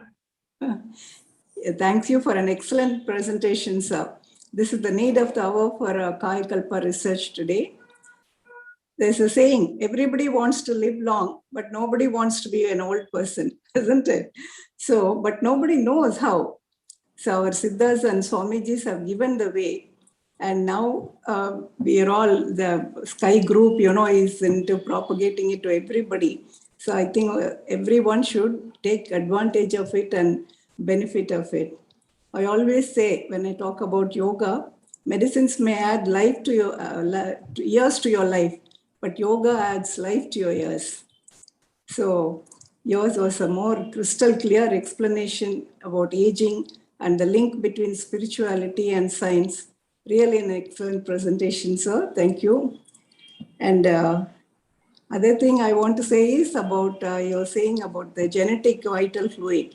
That is really, that's something that has to be done in the future at least. As Swamiji has said, this is like sexual vital fluid, but he also said as the time goes on, people, if scientists come into it, they should take up new changes and change things if necessary. He never said no. He said, sollal mattum nambade suyama sindite telivai. So he has also given us the freedom. But I think we should, so that the general public, because that one point where everybody has a doubt, and we've also discussed it in our this thing. So you clarified about that. I knew that in the last meeting also, you were a little upset about the vital fluid aspect. We could see. I'm very sorry, Dr. Sondra Devi. I hope you no. Yeah, that is right. And the other thing about you said about the parasympathetic receptors, and as doctors, we know that the parasympathetic fibers start only from the cephalic area and the perineal area. S2, 3, 4. The pudendal nerve is the only parasympathetic outlet for the whole of the lower body. So when you do Ashwini Mudra and Mula Bandha, and which has the parasympathetic nerves and the motor and sensory, whereas the central nervous system is under our control. So when we do Ashwini Mudra with our mind, with our control, these other parasympathetic, this autonomic nervous system, which is not in our control, but it gets stimulated by this practice, and that is how it creates the whole yoga is a parasympathetic activation process. But this Ashwini Mudra and Mula Bandha in particular is a specialized form of parasympathetic activation. So that always we are in a sympathetic mode, and this balances. And only when there is a balance, there is a homeostasis, and everything works fine when there's a balance. So you hit the nail on the head, Dr. Devi. Yeah, you brought out the point very nicely. Thank you very much, sir. Thank you. Sorry, Neelamegamji. It's Mr. Balachandran was here, so he would like to ask some questions, some discussion or something. Before going to that, there is one question from Abhita Mani for Dr. Jeyapragash. It is. It would be nice if pendulum theory is explained a little more based on Kayakalpa, lifestyle, and hormones. Dr. Jacob. I'm sorry, which theory is it? I didn't see that. Pendulum theory. Oh, yes. The pendulum theory, I always feel energy is not, someplace is stored, that is potential energy. And that is I think, our stored energy in Muladhara. That is the basic genetic center. That stored energy, that potential energy, turn into be a kinetic energy by Kayakalpa. So the Muladhara stored energy. So the Muladhara stored energy is given by cosmic energy. And that energy has been going into kinetic energy by activation of Kayakalpa. That goes into the central nervous system, the brain, and that from there it goes into all parts of the body. That's my hypothesis and simple explanation. I think may be right.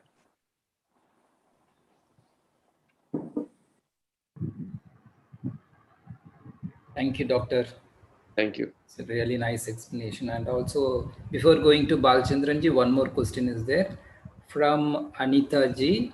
That is, for girls, early puberty brings disease in old age. Is it similar to boys also? Please explain. Dr. I'll be honest with you. That's a very good question. Unfortunately, there is no scientific research in boys, because in girls, it's so obvious when the menstruation period starts, their puberty. In boys, there is no such things to start at the physical signs that we can look at. But there is no scientific research on sperm and all the voice changes of the facial features of mustache and all the hairs develop, pubic hair development, the secondary sexual characters development. In the girls, it's very quick because of the menstrual starts. Unfortunately, in the scientific world, there is not such a research happened in a detailed way. But as far as I know, I'm not really into this endocrinology part. I'm not an expert in that part, so it's very difficult for me to commit. There may be some research article, but as far as I'm aware, I don't have knowledge in that. I'm sorry. Thank you, Doctor, for clearly putting that point. Thank you. Neelameji, you can call for Balachandranji, please. Yes, sir. I think he's the Balachandranji. Yeah. Balachandran, you can take it over. Balachandran, sir. Yeah, thank you very much.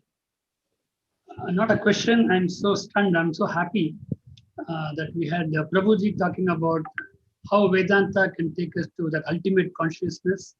And on the other hand, Dr. Jeyapragash, how body consciousness is as important to start with, and then proceed by meditation, by introspection, going from Manomaya Kosa, Pranamaya Kosa, Vijnanamaya Kosa, ultimately Anandamaya Kosa.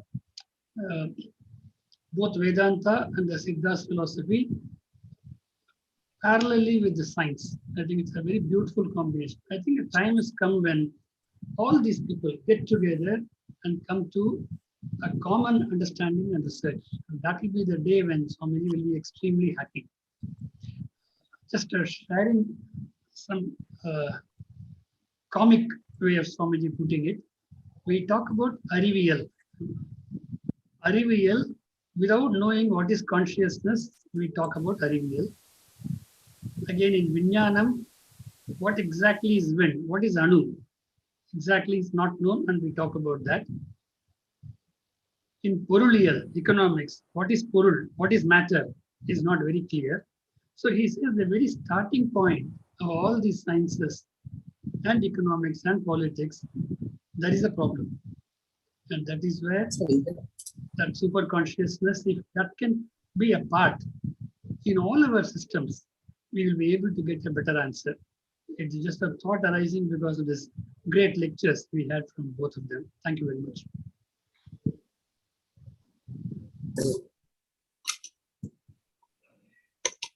Rabindranath Ayya would like to say something. Rabindranath Ayya, your phone is in some problem, I think.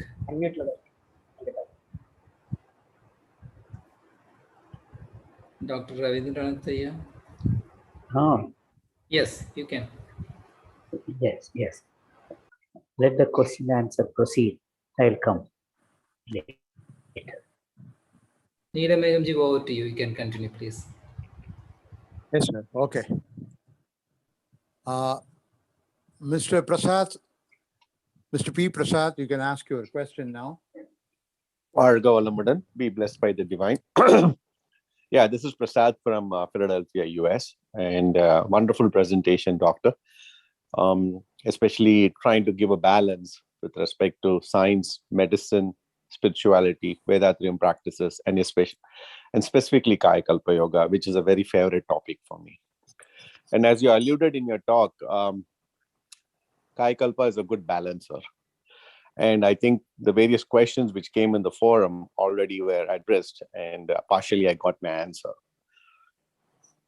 And I was always deliberating. Are we right in saying that, this is a Kayakalpa Yoga is a very good way of trying to transfer our sexual energy to spiritual energy, or take our sexual energy to, more for anti-aging? Yeah, there is the concept of telomere enzyme, and it's been a great area of interest for me, like 30 years. Having said that, so nice balance of all these things. And you already addressed that question. So the two things which I have been kind of, pushing it within our agenda at a broader forum and a very different forum within the Vethathirian boundaries is, why are we always obsessed about using the word semen when we know even the females also have a reproductive system, and obviously there is something else going on there. And slowly we have moved from that usage of word from semen to sexual vital fluid. And I completely echo your sentiments and your rationale when you say, I think it's time we need to talk about genetic vital fluid. I think this can be deliberated at a different forum, and people can put their heads together. And I strongly support that. And it's my humble opinion and submission. And there's a lot of clarity required because, in trying to promote Kayakalpa Yoga, especially in the younger generation or in the older generation, or for people in the middle age who want stress relief, or the younger generation who are not able to manage the morality and sexual energy, or the older generation which is not able to manage the senility and associated fallbacks or drawbacks. Wonderful balance. You give a very balanced presentation combining all this. So I'm not sure whether you want to address that more, but I'm still happy with that. Having said that, I strongly support and think that it's time that we need to think in terms of genetic vital fluid. Varga Valamadan, be blessed by the divine. Thank you all. It was a wonderful session. Made my Saturday blessed. Varga. Mr. Prasad? Thank you Yes, for sir. your explanation. I'd like to add some more to this, Mr. Prasad. Go ahead. I remember very well. One day, I was sitting with Maharishi, asking him, "How do you classify the energy?" And I just couldn't understand, Swamiji. Can you explain it in a simple way? As usual, Swamiji came out with a fantastic, beautiful explanation to me. Think about a generator. That is the genetic center. You have all the energy stored there. Like from generator, see the fan is running, the fridge is running, cooker is working, and all the cleaning people with that. So from the generators, you are getting through wires with various type of mechanism in the body works. So why you split this energy, that energy? The main is the genetic center, is the energy store. So I still remember Swamiji saying, if you split from one to another and one to another, you get confused. If you say one center of energy, that's what I feel. The genetic center is the representation of the cosmic energy. From there, that we call it, the stored energy turn into a potential energy, into a kinetic energy, and that diverges into various systems and organs. And genetic centers, because in the base, the most powerful energy is the reproductive system, because where you have the capacity to multiply into various peoples of generations. That is why it has got a high energy. It takes more energy out of the genetic center. So my assumption is, why we look at the reproductive center, because it's high energetic consumption and storage than other energy centers. That is what the brain is, the command center, and the intestine is the nutritive absorption center, liver and kidney is the toxin, and lung is the energy and toxin releasing center. So I look at it in a serious way of like a fridge fan in a house, how the electricity works, how the genetic centers redistribute the energy to everywhere, and the reproductive centers is the maximum energy because of all the vital ovum, sperms is the multiplication of the energy. That's my assumption, I feel, Mr. Prasad. No, wonderful, doctor. Yeah, I'm not a, what do you say? I'm not a physician, but I'm a veterinarian scientist myself, but I'm more into management these days. So I'm trying to see how to balance and promote the message.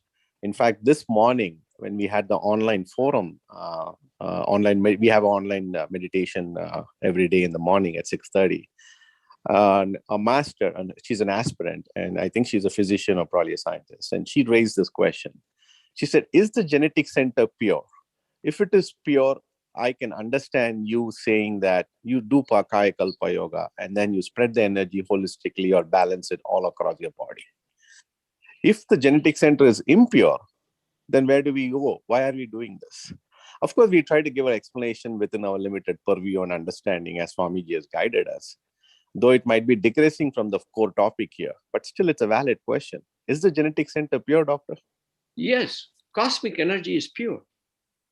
The spiritual cosmic energy is pure. The sky, all the space is full of cosmic energy. That's pure. When it comes to the earth, it gets contaminated. When it comes to the matter, it gets contaminated. The cosmic energy is pure. The spiritual energy of cosmic energy gets into genetic center, then it gets into the matter. So I'm not sure whether I gave the right answer to the question raised earlier on this morning, but I try to articulate, as I said, cosmic energy is pure, but what resides in the genetic center of a human being can be pure or impure depending on many factors, and how we can purify. Cosmic energy makes the matter. Yeah, agreed. Panchabuddha. Yeah. So, I mean, just to complete my thought. So I said I'm just trying to address the question. Okay, I'm still struggling with it. So the cosmic energy is pure, but the genetic center within the human body, I repeat, the genetic center within the human body is impure or pure is relative, depending on many factors. And how you purify it is what Vethathiri teaches us. Am I right in saying this? I'm just throwing the question to not only you, to the entire forum. In my little knowledge, I would say energy is pure, but how it gets into the parts of it, the impurity starts. Okay. Thank you, sir. Thank you. Again, wonderful session. I don't want to take too much time, but a very nice balanced way of saying, Kayakalpa gives you the balance. And I think I'm going to use that more and more. That's what I've been trying very hard. And I'm going to use that more and more. I think if we can just get that practice as a habit, like brushing your teeth, into next generation or the generations to come, I think you would have done a great service to Swamiji. Thank you, sir. Thank you for the forum and everybody. Thank you. வாழ்க வளமுடன். This is Dr. Rabindranath. Rajshekar, am I audible? Yes, you are audible, sir. Please, all right. Please, right. Doctor, you I can proceed. continue. Thank you. Thank you. Yes, you are. Very nice. In this important session, the raw material for Kayakalpa is always spoken as sperm. We have discussed it earlier. That is because in the male, the secretion is available for examination, for observation. What is common for male and female is not the semen or sperm or ovum. What is common is the vital fluid. The vital fluid comes out of the food you eat. It is the seventh modification of the upgradation of the food, which results in vital fluid. And the vital fluid, being the heaviest of the seven sadhus, gravitates to the area of the genetic center. Genetic center and vital fluid are different. The vital fluid is the energy component which has evolved from the juice, blood, muscle, fat, bone, marrow, and then the vital fluid. So this vital fluid is common to male and female. That will solve one problem. And the purity of the vital fluid, the 7 stages, the energy crosses and becomes. If you see the tadus, juice, blood, muscle, fat, bone, marrow, all are physical, stula. But when you come to the vital fluid or shukra, it is abstract. In the literature, there is no description about the shukra. The knowledge you get from the scriptures or from the ancient literatures on shukra is very little. And Maharishi gives it elaborately with his concept of vital fluid. And this vital fluid, when it reaches the 7th stage, it becomes an abstract energy. It loses the form of marrow, and what is secreted out of the marrow becomes an abstract energy. The energy is the heaviest of all the 7 sadhus, and in the spinning system of the body, it gravitates by natural laws, it gravitates to the center. So the genetic center and vital fluid are different, and the vital fluid is common for both male and female, and the egg or the sperm is physical, is a cell, and you cannot raise the cell from the Mooladhara to Sahasradhara, and the cell cannot be present, omnipresent, omniscient.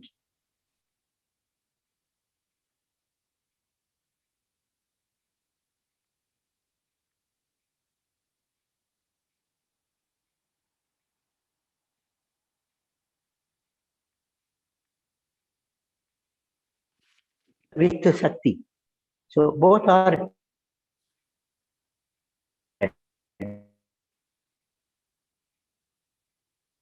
and what you are dealing with in Kayakalpa is the vital fluid. And when you understand that, try to think in these terms, misconceptions will go up, everything and goes. The body, the vital fluid is present almost in every cell. In the cell, it is responsible for the cell division. It is the unit that looks after the entire process of the cell biology. So, pertinent questions have come up in this forum, and I think the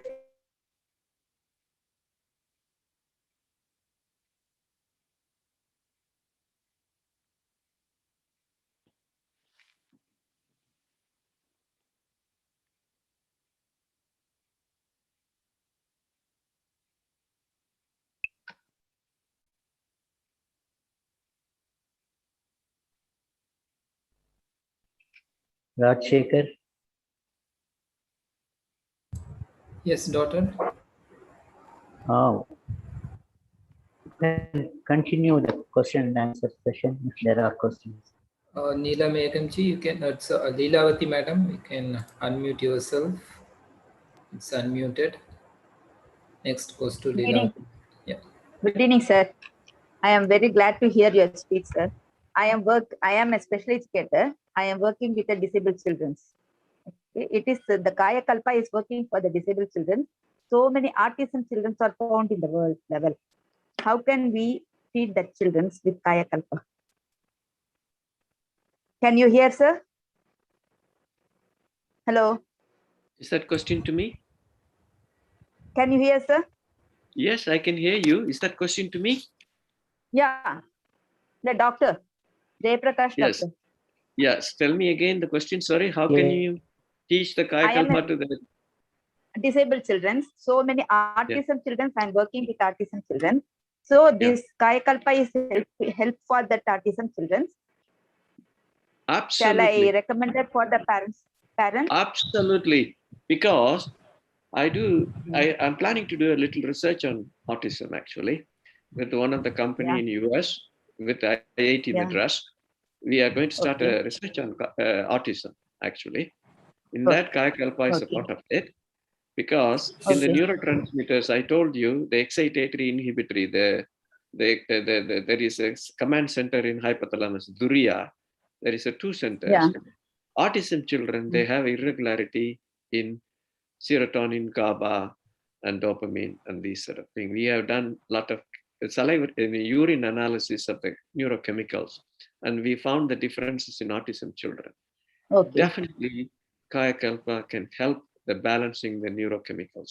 So please teach the autism children. It is a must. That's why we are going to start the research. Once this COVID stuff stopped, we are going to start the research with autism children in Chennai with the neurochemical analysis and autism and Kayakalpa as well. Okay, sir. If you give that address, I will contact you, sir. You have, you can I am staying in Chennai one day. Yeah, you can get my email from Muttumani Ayya and you can connect me, and then I can tell the places where you do the testing for the neurochemical analysis for autism children. Okay, sir. Okay, sir. Thank you very much, sir. Thank you. Very nice. Thank you very much, sir. Thank you.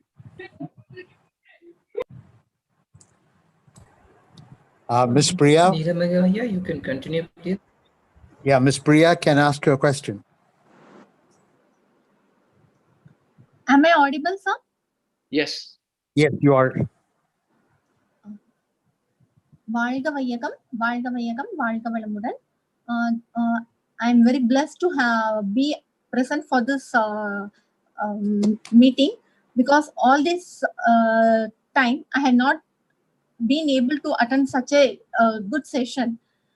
Maybe this time it was a compulsion from Vethathiri Maharishi that I should attend this meeting. So I have been listening it, part of it, not fully, thoroughly, because of the situation at my home. But however, I just wanted to know how far this Kayakalpa can be given to the elderly people. Because after they cross the 70s, can we give this Kayakalpa to the elderly people? Will it be possible for them to do it? Because like they have ailments like the bone fractures and everything, and like the spinal cord problem. If such is the case, how can I proceed in giving this sort of exercise to them? Is very, very important. Elderly people, Kayakalpa is a must. Achha. It not only improves their mind status, also physical status. It controls their bowels, it controls their bladder, it controls their all the hormones. So Kayakalpa is a must for elderly. Even for the younger children, we can even delay it, but elderly is an absolute must, because that is the energy center, which not only physical health and mind health, absolutely essential for elderly.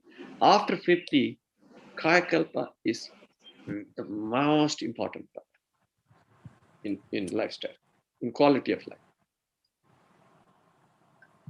வாழ்க வளமுடன். This question, Kayakalpa and the elderly, is all the more important. The vital fluid, quantity of the vital fluid comes down with aging, and as the individual becomes more and more old, the quantum of vital fluid which he has is very much less.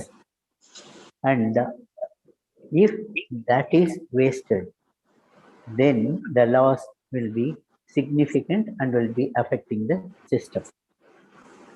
Doing Kayakalpa controls the sexual urge and the discharge from the system, from the being, is regulated by Kayakalpa. So doing Kayakalpa actually helps to conserve the available vital fluid and prevents the loss of it by the regular, usual sexual discharge. So what Kayakalpa is for a middle-aged man or a adult is much more important in the elderly, especially when the production is less. And this is recycling and conservation, prevention of the loss. In this way, it is all the more important, and all the people, the masters should advise, especially the senior people, to do Kayakalpa regularly. Valga Valamudan, sir. Thank you very much for the clarity in the questioning, sir. Thank you, sir. Thank you. Thank you. Mr. Arumugham Kaveri, you can ask your question, please. Valga Valamudan, sir. I'm an ordinary layman who came into Kayakalpa and Maharishi's exercise when I was 65. So most of the question has been answered, but I still want to ask. I'm in my 70s now. When I started at 65, when I do Kayakalpa, the stiffness and the body was very active. Now I'm 73. I feel lethargic, and I think the vital fluid is being produced less. So how do I increase the vital fluid or to become more active? I even go for walks most of the time. So I do Kayakalpa, I do the physical exercise, I do Dhyanam, and I also walk. So how can I make myself much more active? And I teach physical exercise to my students in Malaysia. Thank you. Walka Valamudan. apart from you do Kayakalpa and physical exercise, you need to have a good energy food, healthy food. We call them balanced food, good fat, good protein, good carbs, and also energy booster like ashwagandha and resveratrol and coenzyme Q10. These are all energy, it increases the energy mitochondrial activity. So it is not only the electricity of Kayakalpa generation plus the fuel. The fuel is the food, good food. And the good food plus the mitochondrial activity, that the powerhouse of the cell, that time it needs the enzyme called resveratrol, coenzyme Q10 plus ashwagandha and NAD, nicotine adenine dinucleotide. These are all additional supplements which gives more energy to the body, especially activate the mitochondria. Thank you, sir. Valsavalamudan. Valsavalamudan. We have the Yama and Niyama in the Ashtanga Yoga. And if anyone follows that, they can increase the reserve of vital fluid in the body. And regular following of all the 4 limbs of Sky Yoga will help them to optimize the amount of vital fluid available. Valsavalamudan.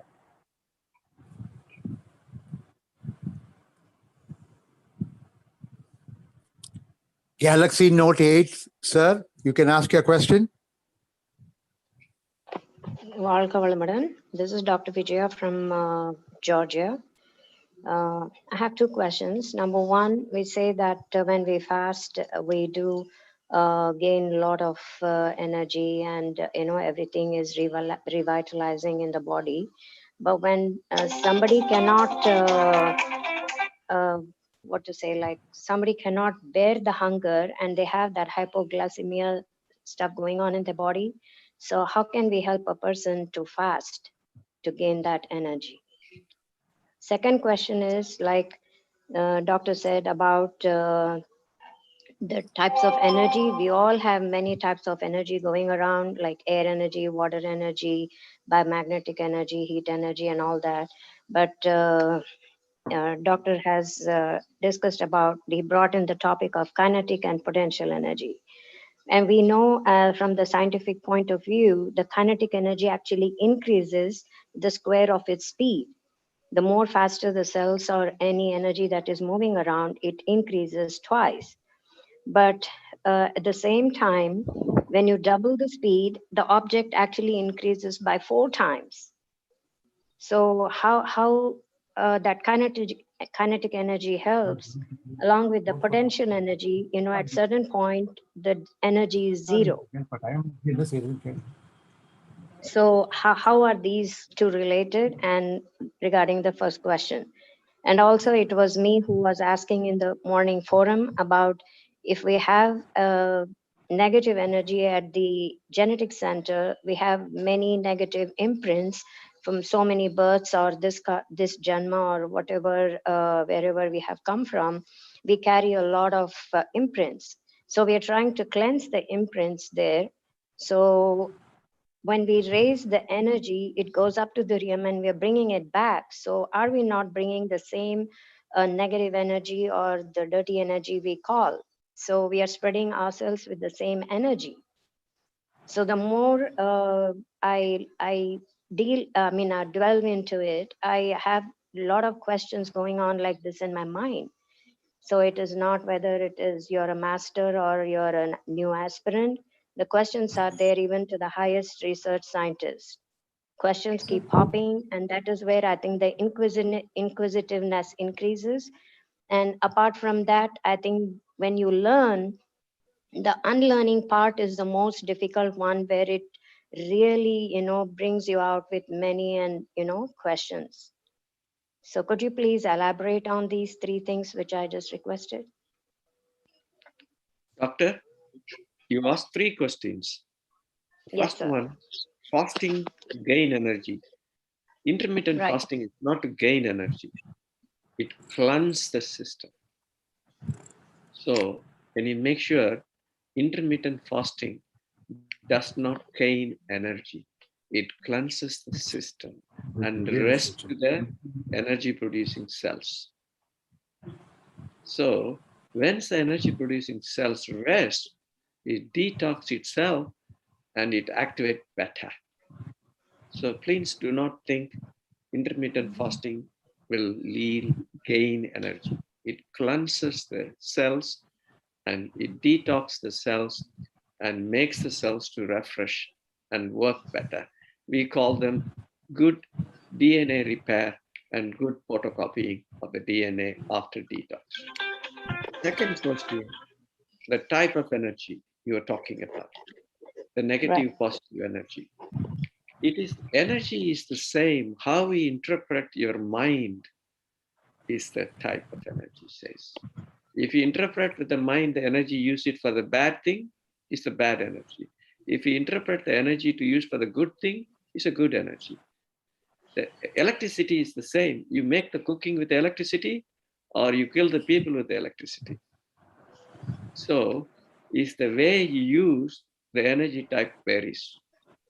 So use for a good always makes a good energy. And next, you always talk about you talk about a very good point, the genetic imprints. Always Swamiji say the genetic sentence has got all the previous imprints of our genes carried out. And that genetic imprints, that's what always we say, the consciousness. Always good karma destroyed the bad karma. So you always do good things to cleanse your karmic system. So you cannot say, oh, my fate, my vidhi, I cannot do anything negative. No, doing good things always cleanses the bad thing. So the negative imprints in the genetic centers can be cleansed by doing good karmas. That's my knowledge. And so when the person cannot fast, then that the hypoglycemia increases and they cannot control their hunger, so they have to eat something. No, that is wrong. Do not think intermittent fasting causes hypoglycemia. Do not think so. No. If a patient is a diabetic, then what I would recommend during the fasting for them, a fresh coconut milk, homemade fresh coconut milk during fasting, because it's rich in MCT, medium chain fatty acids. So if they are diabetic, they take one good homemade fresh coconut milk, green grass juice, and also they can have green tea, all the waters. So they don't have to take something sugary substance. They can take something protein and fat, fresh, good fat liquids. That way, they don't go for hypoglycemic and they don't need to take the anti-diabetic tablet on the day. If it's a healthy, balanced people, not suffering from diabetes or any metabolic diseases, then there is no worry about hypoglycemia. Okay. All right. Thank you. In this connection, I would like Dr. Vijaya to refer to the management of diabetes by naturopathy. And in fasting, the mechanism is different. As long as you have glycogen reserve, the conversion is taking place and the individual is able to manage. Just because fasting, what is happening is the supply from the intestines to the body is suspended, and the suspension of the work for the alimentary canal is responsible for detoxification, the cleansing system. The gastrointestinal system is cleansed, and for this the fasting has to be in a scientific way. In the first 24 hours, the gastrointestinal system gets cleared, it is washed out. And the second 24 hours, the blood, which has taken up the toxins from the intestines into the circulation, that is getting washed off. In the third 24 hours, the toxins which are deposited in the cells, what has been taken from the intestines via the blood gets deposited in the cells. So this cellular toxemia goes off on the third 24 hours. So ideal fasting, scientific fasting is advised for 72 hours. In this 72 hours, you can see that the glucose level is maintained, the calorific needs are answered by supplementing with diets like water, which doesn't require digestion. The fruit juices, tender coconut water, and the non-residual food. These will get digested. You all agree that dehydration is corrected by administering tender coconut water in the form of a slow intragastric drip, or the feeding of the child with the droppers, the fillers, where the fluid gets into the mouth, and before it is in a dehydrated child, before it reaches the stomach, it is absorbed. It doesn't reach. Similarly, in fasting, you can give supplement fluids which doesn't add work to the intestine, continues allow the body to maintain the rest that is provided by the individual during fasting. So fasting has a different physiology of working, and it is very good for detoxification of the body and regeneration of the system. So that can be done. Regarding the purification, the bad imprints in the bad karmas and bad imprints, they definitely affect the genetic center. The genetic center functioning is to a large extent depends on the imprints that are stored there. The out of the stored imprints, depending upon the input, depending upon the equilibrium between the universal magnetism and the individual biomagnetism, there is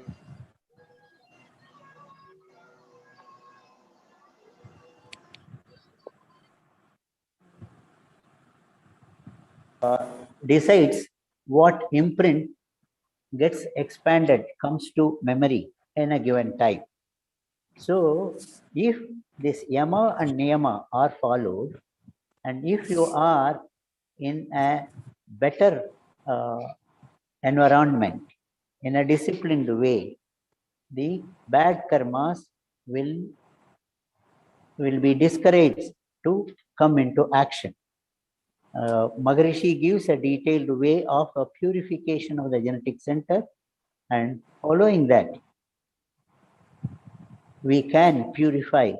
And when we purify the genetic center proportional to the amount of purification, the efficiency of the genetic center will also improve. This is apart from the energy. The energy is the same for the good and the bad active functions. Energy is the same, but what decides the genetic center contributes is whether the bad karma or good karma comes into action. And that is done by the safe environment, keeping the outside universal magnetism. You stay in a place where it is congenial to you. And again, in the purification, the 5, the work, sleep, food, sexual activity, and thought. These five, moderation in the five will help in a long way to regulate the energy availability and the nature of the energy. So that is also required. So Swamiji has given way to manage with a ways to manage with a bad contaminated genetic center, and he has also given ways to purify it also. So by following these two, you can really help people, but it is difficult.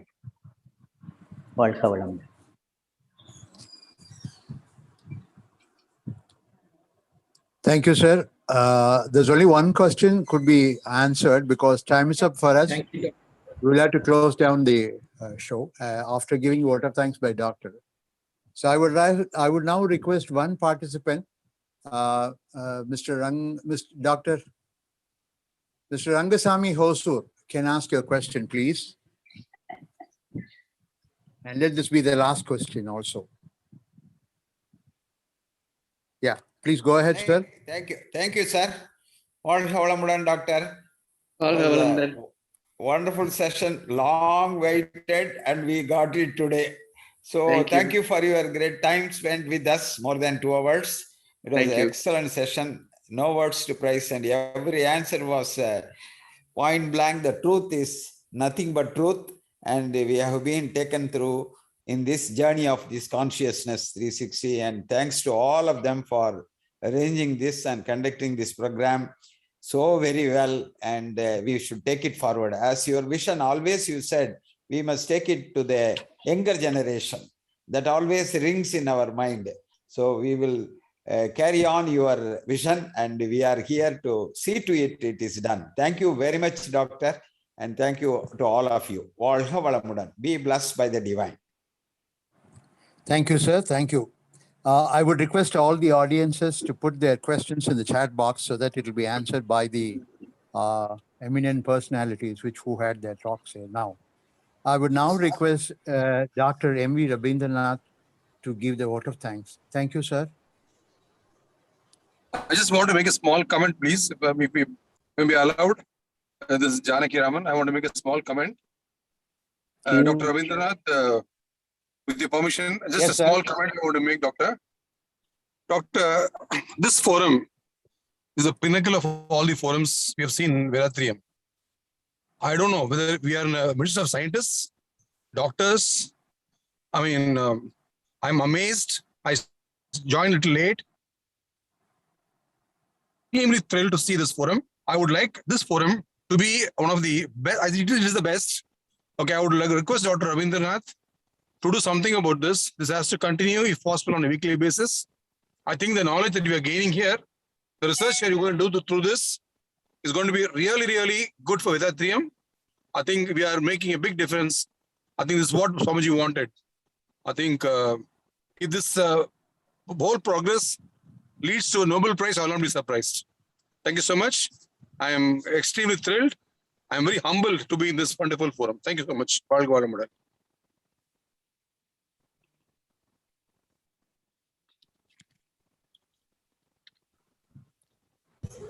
Rabindranath, you can continue, please.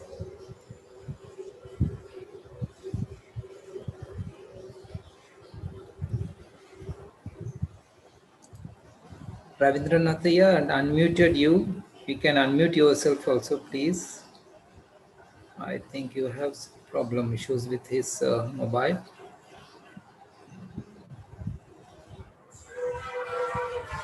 Hi, Saraya. Okay, am I audible now? Yes, please carry on. Right. Thank you. See, we have a special esteemed guest to preside over our function today in Dr. in Narasimha Prabhuji.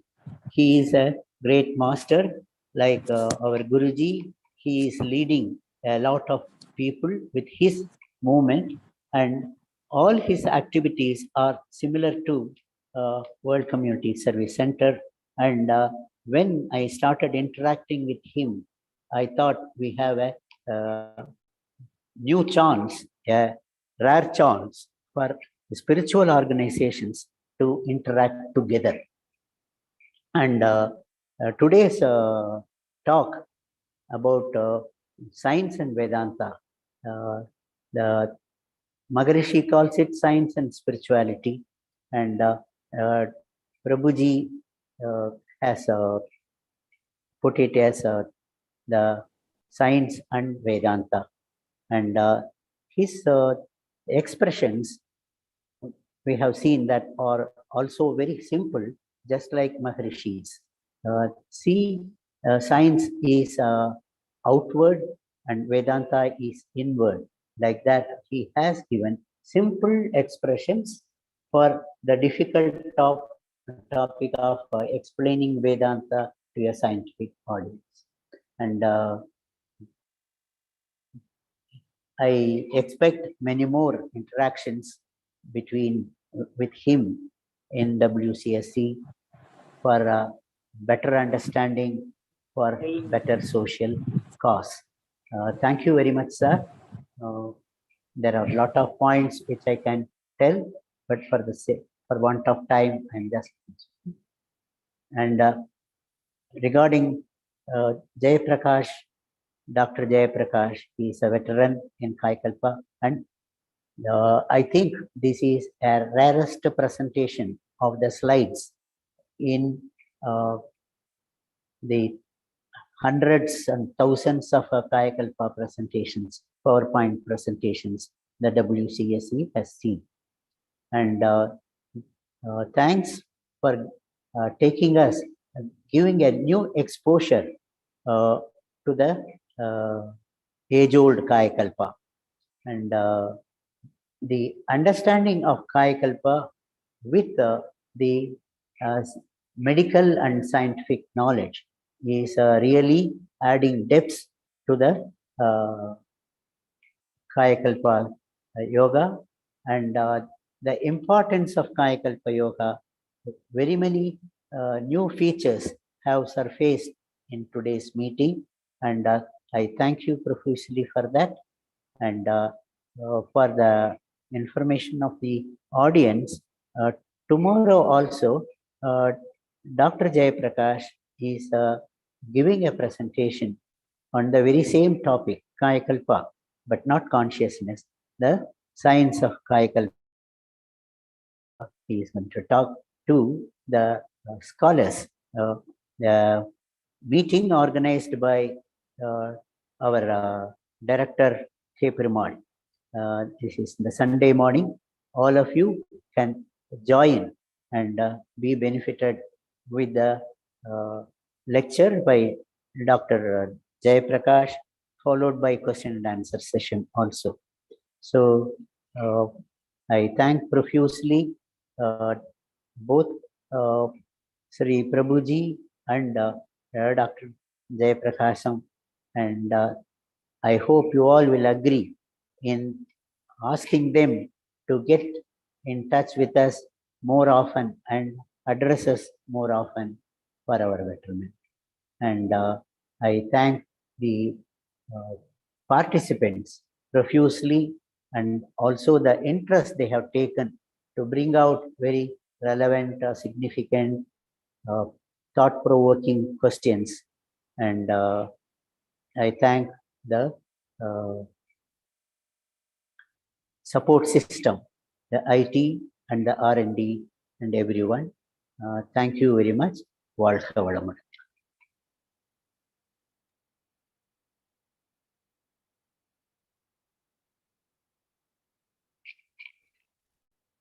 Neelamegamji, before going to the World Welfare Song, there is one suggestion from USA, I think, that is Saradaji. If I may ask, I have one question for the organizers. It would be great if more sessions are planned for the English audience, which will be opening the doors for all the Vethathirians worldwide fulfilling the world's citizens, Swamiji's dreams. வாழ்க வளமுடன். Dr. Yes. Rabindranath Ayya, it's for Thank you. Thank you for the suggestion. And we will definitely consider your request and see how we can answer it. Let us do some homework to accommodate or to put your request to practicality. Thank you. Thank you, Doctor. It is a wonderful session today. Now it's time for us to have the World Welfare Song of Maharishis. Thank you to all.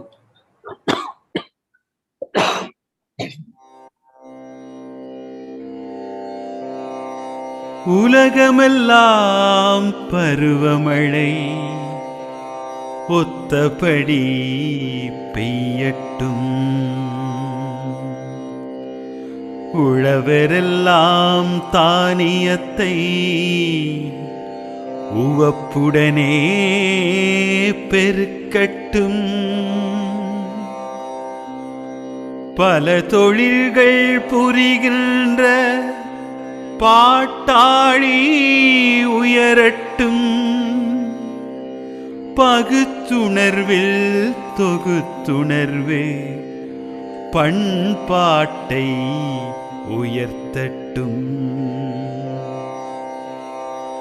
கலகங்கள் போட்டி பகை கடந்தாட்சி நடக்கட்டும்,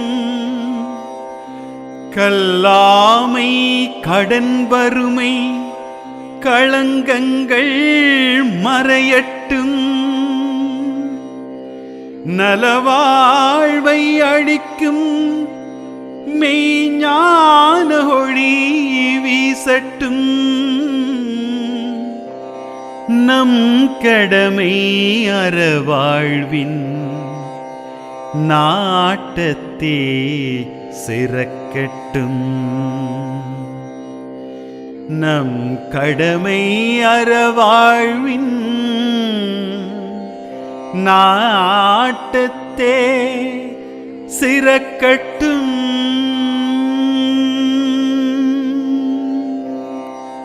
வாழ்க வையகம்,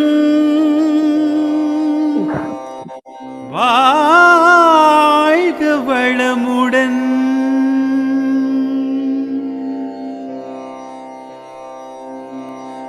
வாழ்க வையகம், வாழ்க வளமுடன்,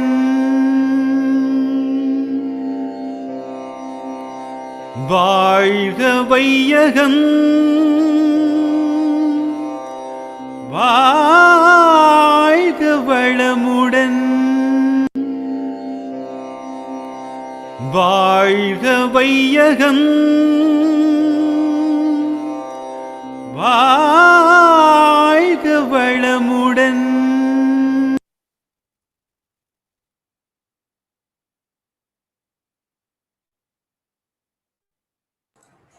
Thank you. Let us meet in next session. Thank you to all.